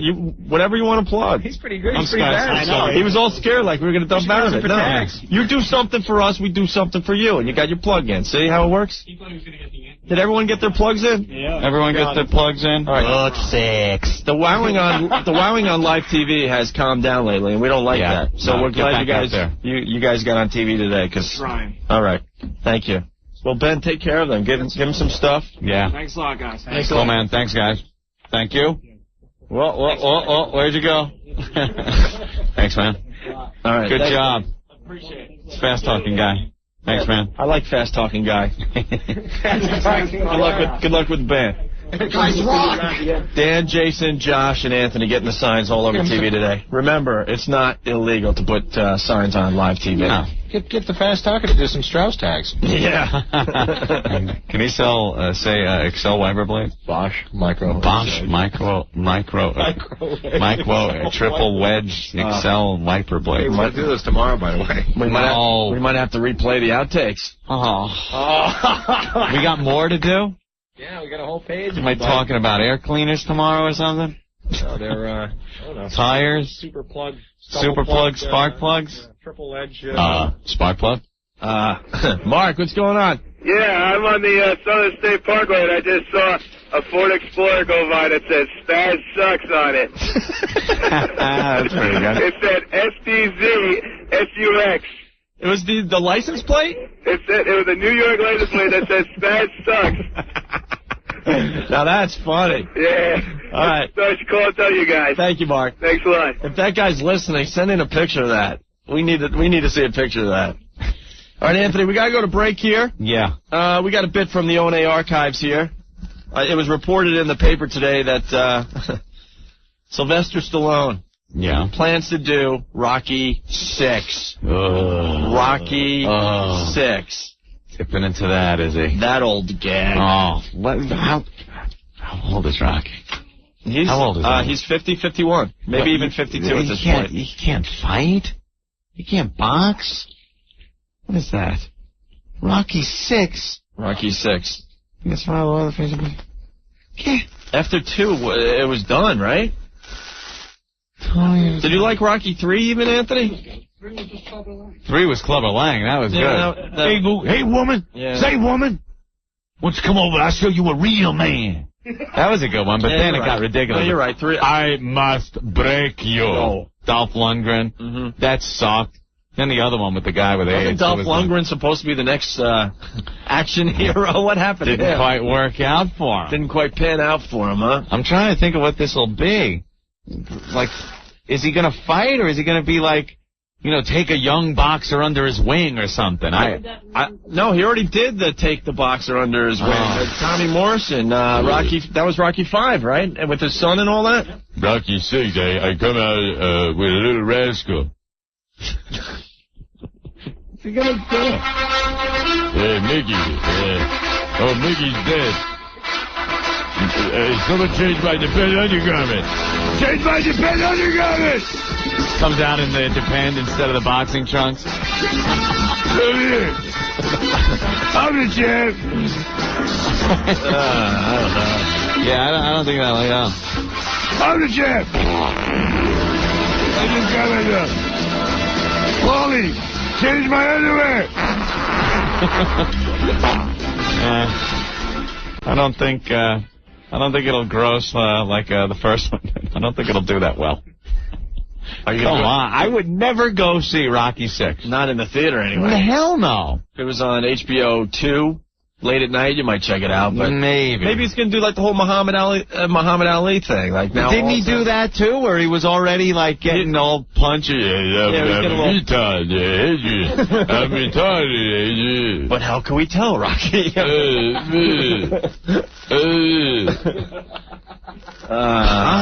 Let's go to Ray. Ray, what's up? Yo, what are you talking about? Rocky 3 is one of the best Rockies. Hulk Hogan, the ultimate male versus the ultimate meatball. You know, that was pretty good. You're 100% right. I got it confused with 2. I'll be honest.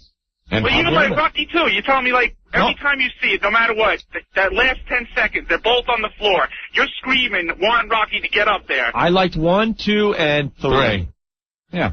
Yeah, you're right. I mean, 4 was cheesy at the end with like Sylvester Stallone talking about all the, I don't know. Yeah, 4 kind of did blow. How many times can you do it? Okay, Rocky gets another shot.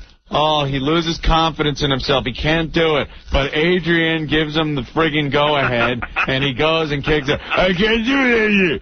I can't do it. Rocky, you can do it. Oh, okay, I can do it. And Paulie's then he does. It's probably be like his son's going to become a boxer now or something, you know? And Paulie's going to be drunk and screw something up. Yeah. And Rocky's going to have to defend him and his honor. And maybe it is his blah, son. blah, blah. Do you think it'll be like Rocky's son will be the boxer? Yeah. Maybe. I can't picture it. They already did Tommy Gunn. I mean, what else could they do? Yeah. And who could forget the great music that came out of this Rocky film? This is Rocky 3, Eye of the Tiger. Go for it. Eye of the Tiger, Rock. I can't do it. Not keep me left out. Not jab a little more. Go to the body. Eye of the Tiger. Eye of the Tiger. All right. They got him dancing to the music. Remember that? Yeah, I do. He's like jumping back and forth. I don't know how to do this. I don't know how to do This damn song saved Survivor's career. Survivor was done. Rocky 6, the Rocky lean, mean, fat-burning, grilling machine. Hey, it's good. Look at it. Burns the fat right out of it. Maybe. Yeah.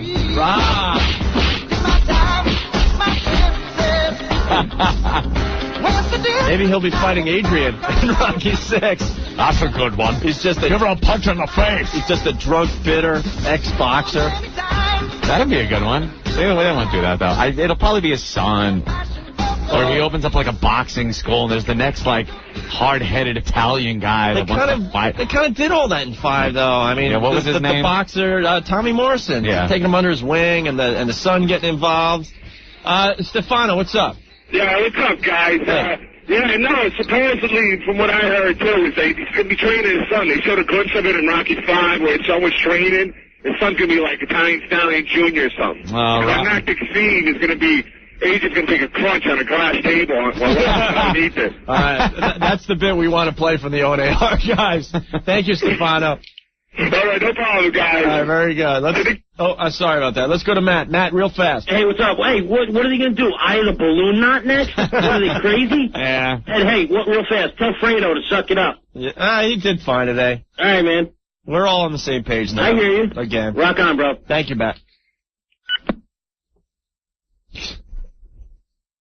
Talia Shire, jeez, how old is she now, too? Someone is saying that Rocky's going to come out of retirement for this movie. Yeah. Is that the Chunk? Are you just saying that or what? O&A, I read it on the web. I go to a movie site all the time, and that's what they said. He's going to come out for a charity fight, and of course he's going to lose at the end. But believe it or not, sounds pretty cheesy to me. Yeah.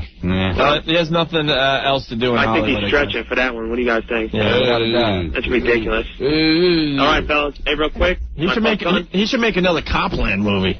Hey, that blew too, though. No, I liked Copland. You like that? And I liked him in it. There's a lot of good actors, but there's a lot of good actors, and you're like, there's no way he fits in with this cast, but he did, I think. yeah, I don't know. All right. Oh, look at Pete saying Thank you, he died. Hey, real quick. Yeah. I appear every weekend at exit 17 on the Turnpike. I always got my WOW sticker up, and I appear. yeah, right, I'm plugging. And then I'm going to be with Dice at Laugh Your Balls Off. All right, thank you. All right, guys, peace. Thank you, Chunk. Now people saying Rocky dies. Rocky dies? Come on. Rocky 4 set up Rocky 6? Let's see it. How? Fred, what's up? Yo, hey. Ever since Rocky 4, like before Rocky 4 came out, everybody was saying, no, his son's going to be a boxer, his son's going to be a boxer. It's not going to happen. Everybody's been saying that for the longest time. Why? Because every time another Rocky came out after 3, everybody thought it was going to be his son. He's going to train his son to be a boxer. Yeah, but now That's he's like always been in the his rumor. 50s. He can't fight. I know, but they're going to do something stupid, but there's no way they're going to make his son the boxer. Everybody's been expecting it. That would be stupid. It'd be the worst movie ever.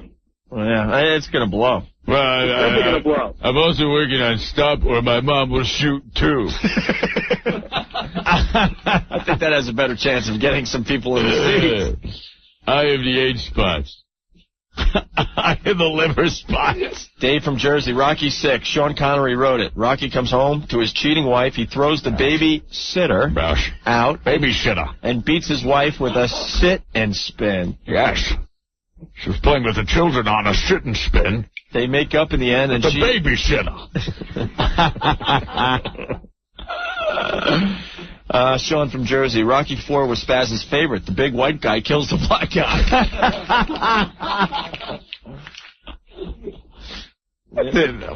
And Ron's saying on line 9, Rocky fights Muhammad Ali in Rocky 6. Pretty much. There is a Rocky movie flub. We like film flubs. Tom, what's up?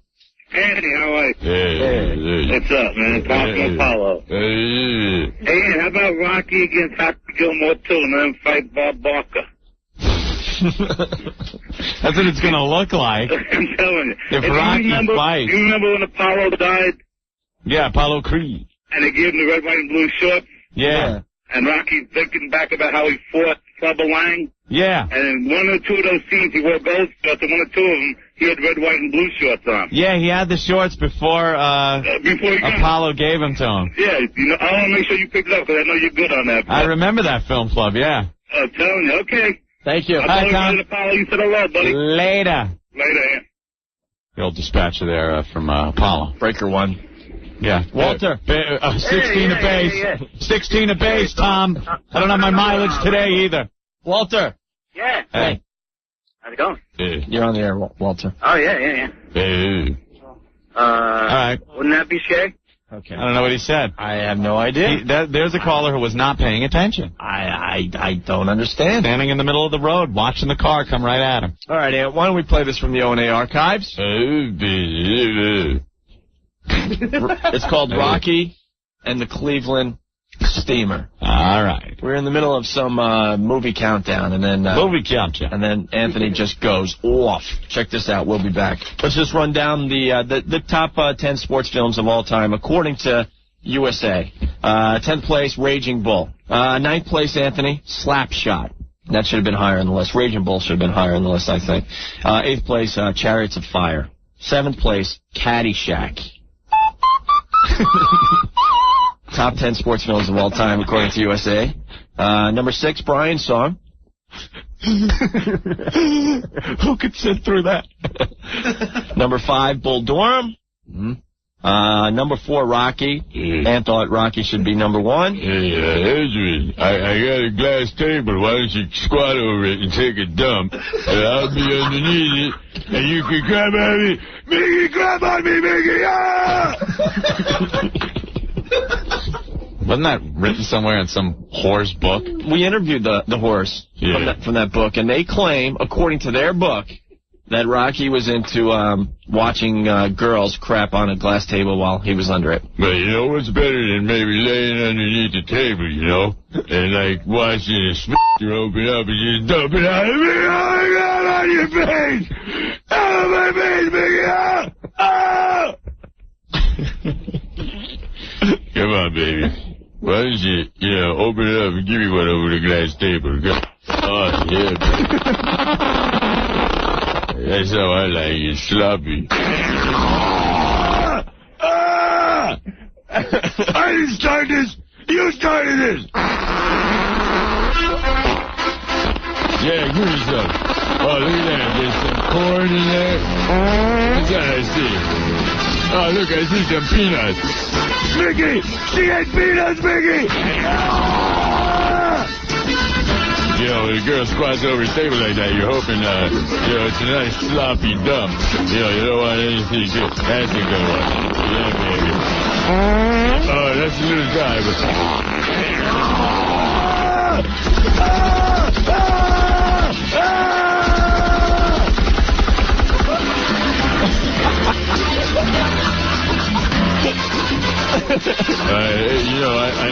I don't know where Adrian went. Adrian must have left the building. But, hey, Paulie, get over here and squat on the table, Paulie. Paulie, squat on the table! Ah, Paulie! Give it to me, Paulie! Ah! Paulie! Big fat ass, Paulie!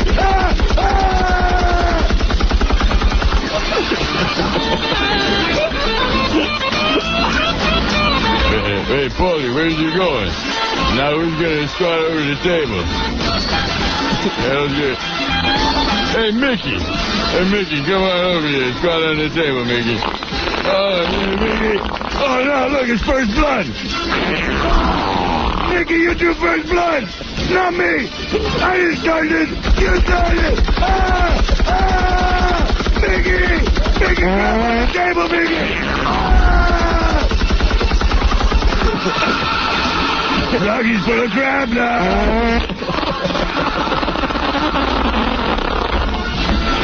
Oh, great. Okay, where's my check?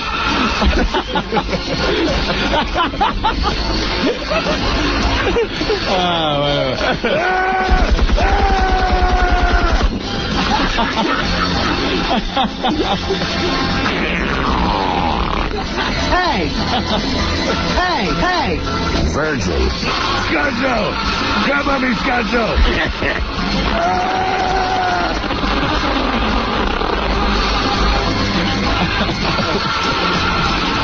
Oh, that's wonderful.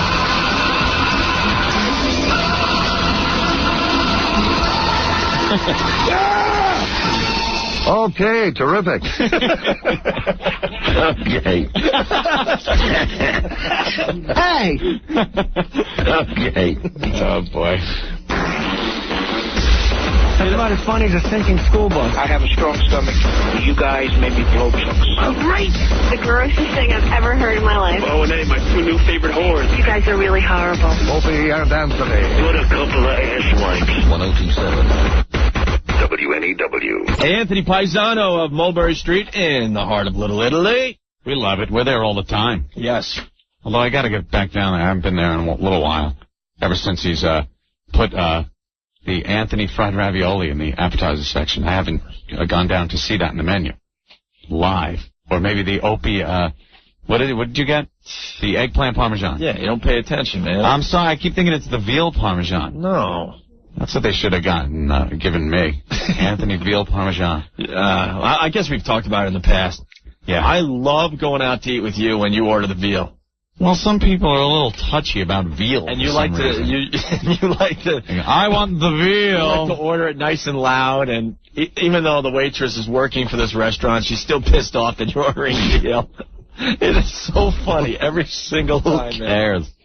Anyway, Paisano of Mulberry Street in the heart of Little Italy. Yeah, great atmosphere. Good place to take the family or a date. Great food, huge portions. You get it all at Paisano. And if you ask Joey, the owner, you just say, hey, Joey.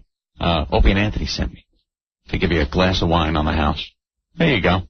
Paisano, Mulberry Street, the heart of Little Italy. 136 Mulberry. Give them a call, 965-1188. That's 965-1188. They're open 7 days a week. Weekends till 2. Ponderous. Effing ponderous. And, of course, that's a good thing. Yeah. If you're in the area during lunch, there are huge pasta lunch specials. I love the people. We get there early, usually 8 o'clock, let's say, and we stay for 4 hours. And people are coming in at midnight to eat. I know. It's amazing. It really is. All right, it's Paisano, Mulberry Street, and the heart of Little Italy. Hey, kids. It's your old pal, Krusty. And if I wasn't blackmailed into a lifetime contract with Itchy and Scratchy, I'd have Opie and Anthony on my show. Syndication now. 212-757-1027. Oh, man. Is it, like, storming out now? Is it? I was looking forward to hitting the park, do some blading. I don't know about that. I wrecked my blades last year. Could be nasty. Bummer, man. It was nice all day. Now when the storm hits... See what the weather looks like here. Thunderstorms.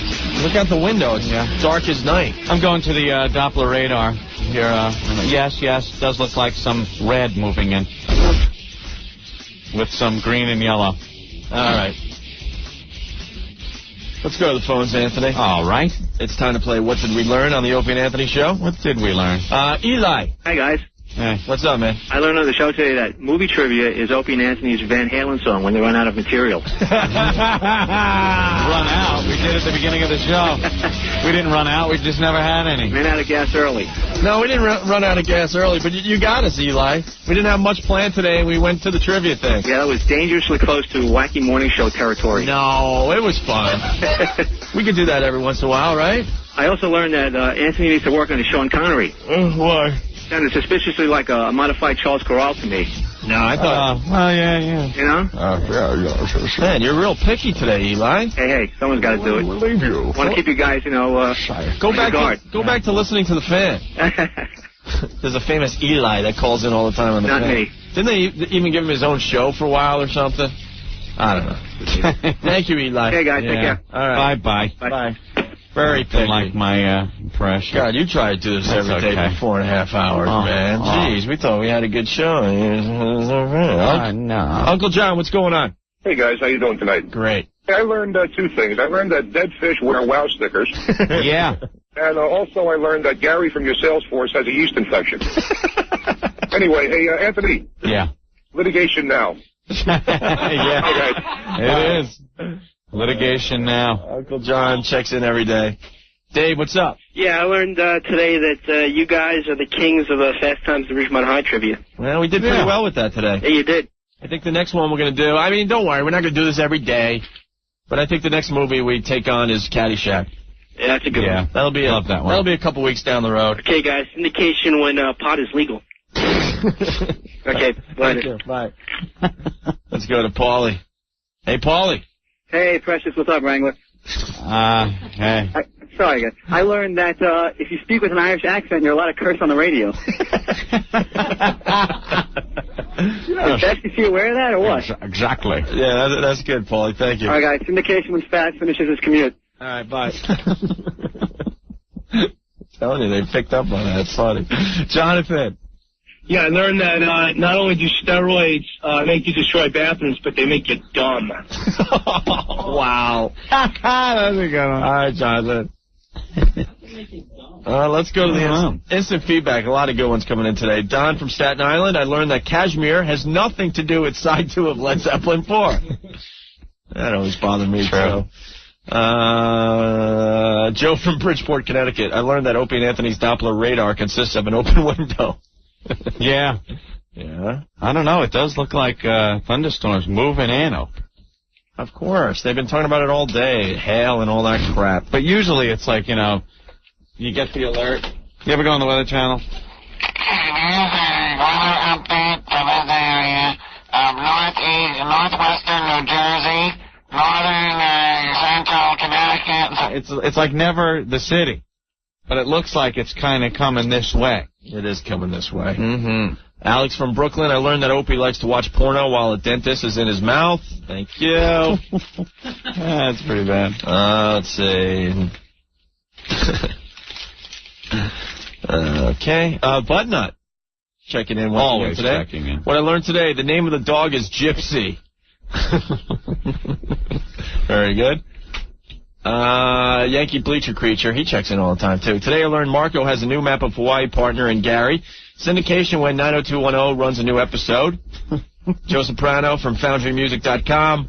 Today I learned Sean Connery and Mayor Giuliani go to the same speech therapist. I'll smack you. It could be worse things than smacking her in the head. We'll leave you. Billy. With a smack in the head. Billy Hayes. What's up, O&A? One of Jay Moore's friends there. How you doing today? I learned that Rick's loyalties to Jay Moore are as strong as mine. Looks that way, huh? You got that right, Fredo. All right, syndication over here now, fellas. All right, bro. Bye-bye. Over here now. Over here now. Dave, what did you learn on the show today? Yeah, I learned that disloyalty to the show, you could wind up with a fish in your car. Very good. Mm-hmm. Over and out there, Precious. All right, Blind Dave. Bye. Bye. Dan from Stanford. That sucks. I'm never going to live that one down. Today I learned how to get a police escort if I ever get pulled over for speeding. Yep, we did learn that today. Today I learned Gary's girlfriend's menstrual cycle. Yes, we did learn that today. I learned Gary's going to replace Stacker 2 in WWF commercials with Midol and Lilith Fair spots. Brian from Jersey, I learned Gary can take abuse better than Nikki from We Deliver Keggers. Mm-hmm. Mike from Staten Island, I learned that Uncle John has no effing life. Dan from Jersey, I learned that Eli should go back to his cotton gin. God, now people are abusing listeners. That's great. I learned today on the show that Mike Tyson should be knighted. Mm-hmm. Syndication, okay, pathetic. That's from Jeff from Jersey. Yeah.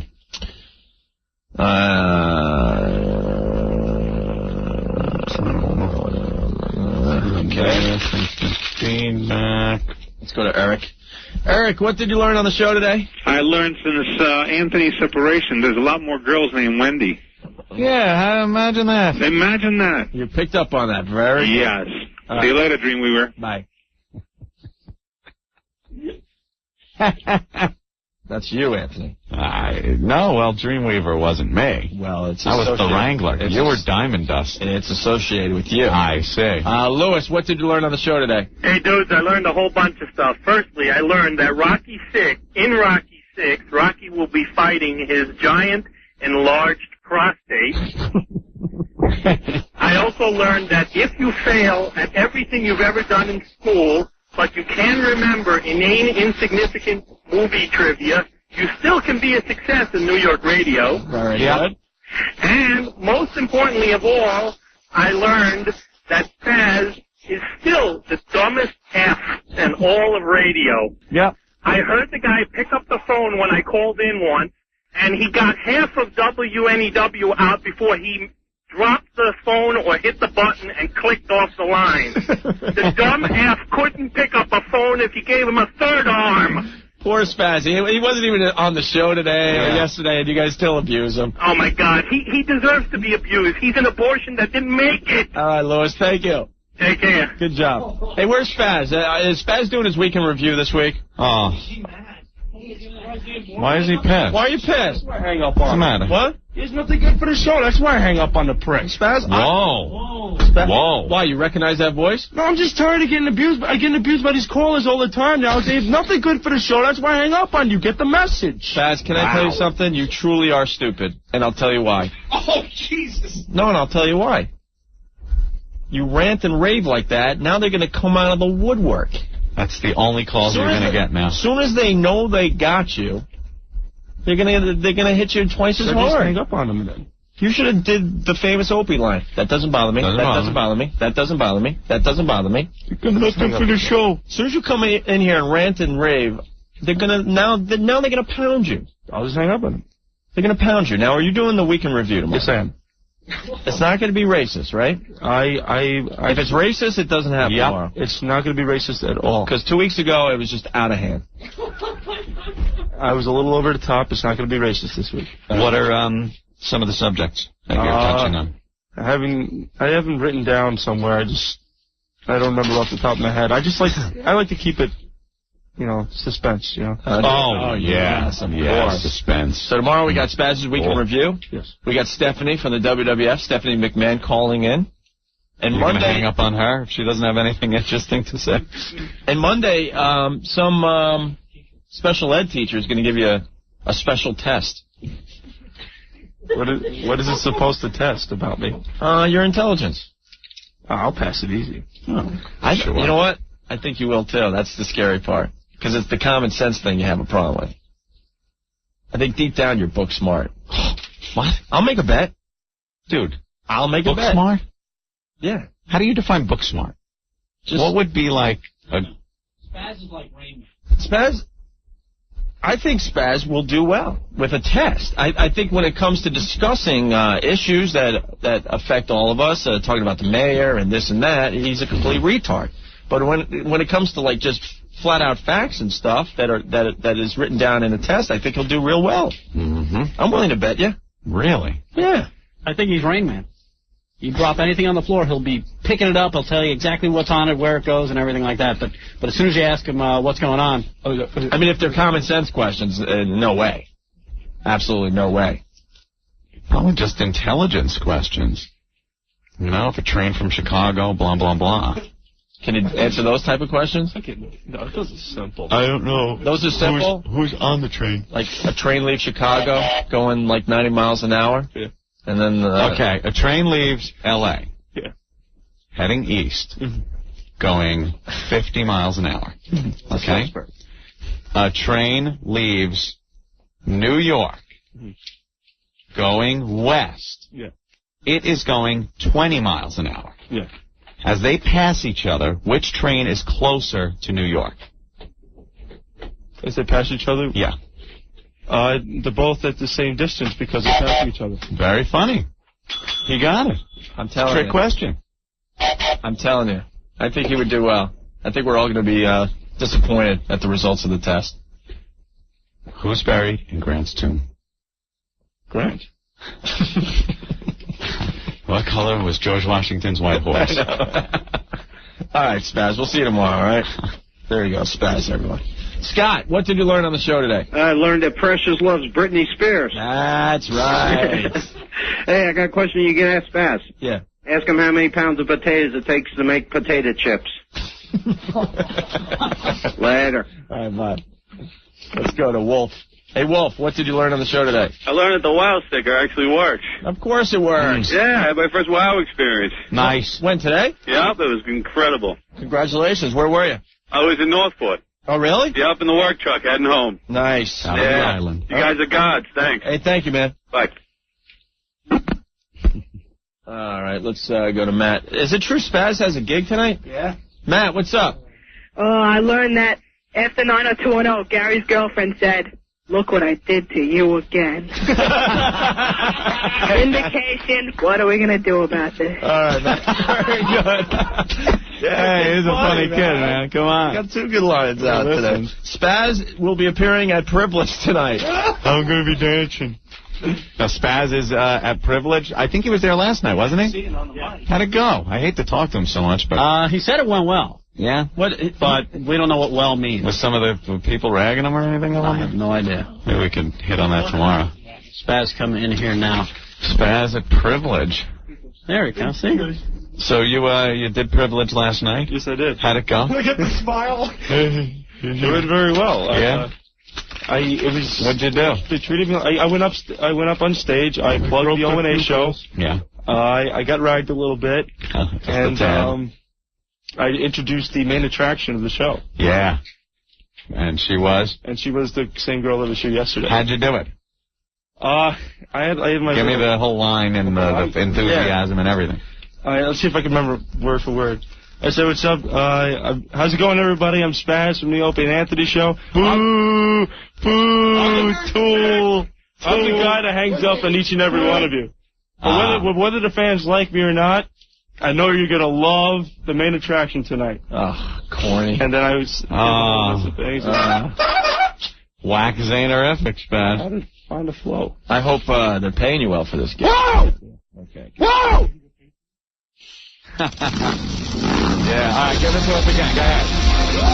Whoa! What's up, everybody? Hold on. Now. What's up, everybody? I'm Spaz from the Opie and Anthony show. I'm the guy that hangs up on you each and every time. But whether the fans like me or not, I know you're going to love tonight's main attraction. Then I do the... Be quiet, sir. Be quiet, sir.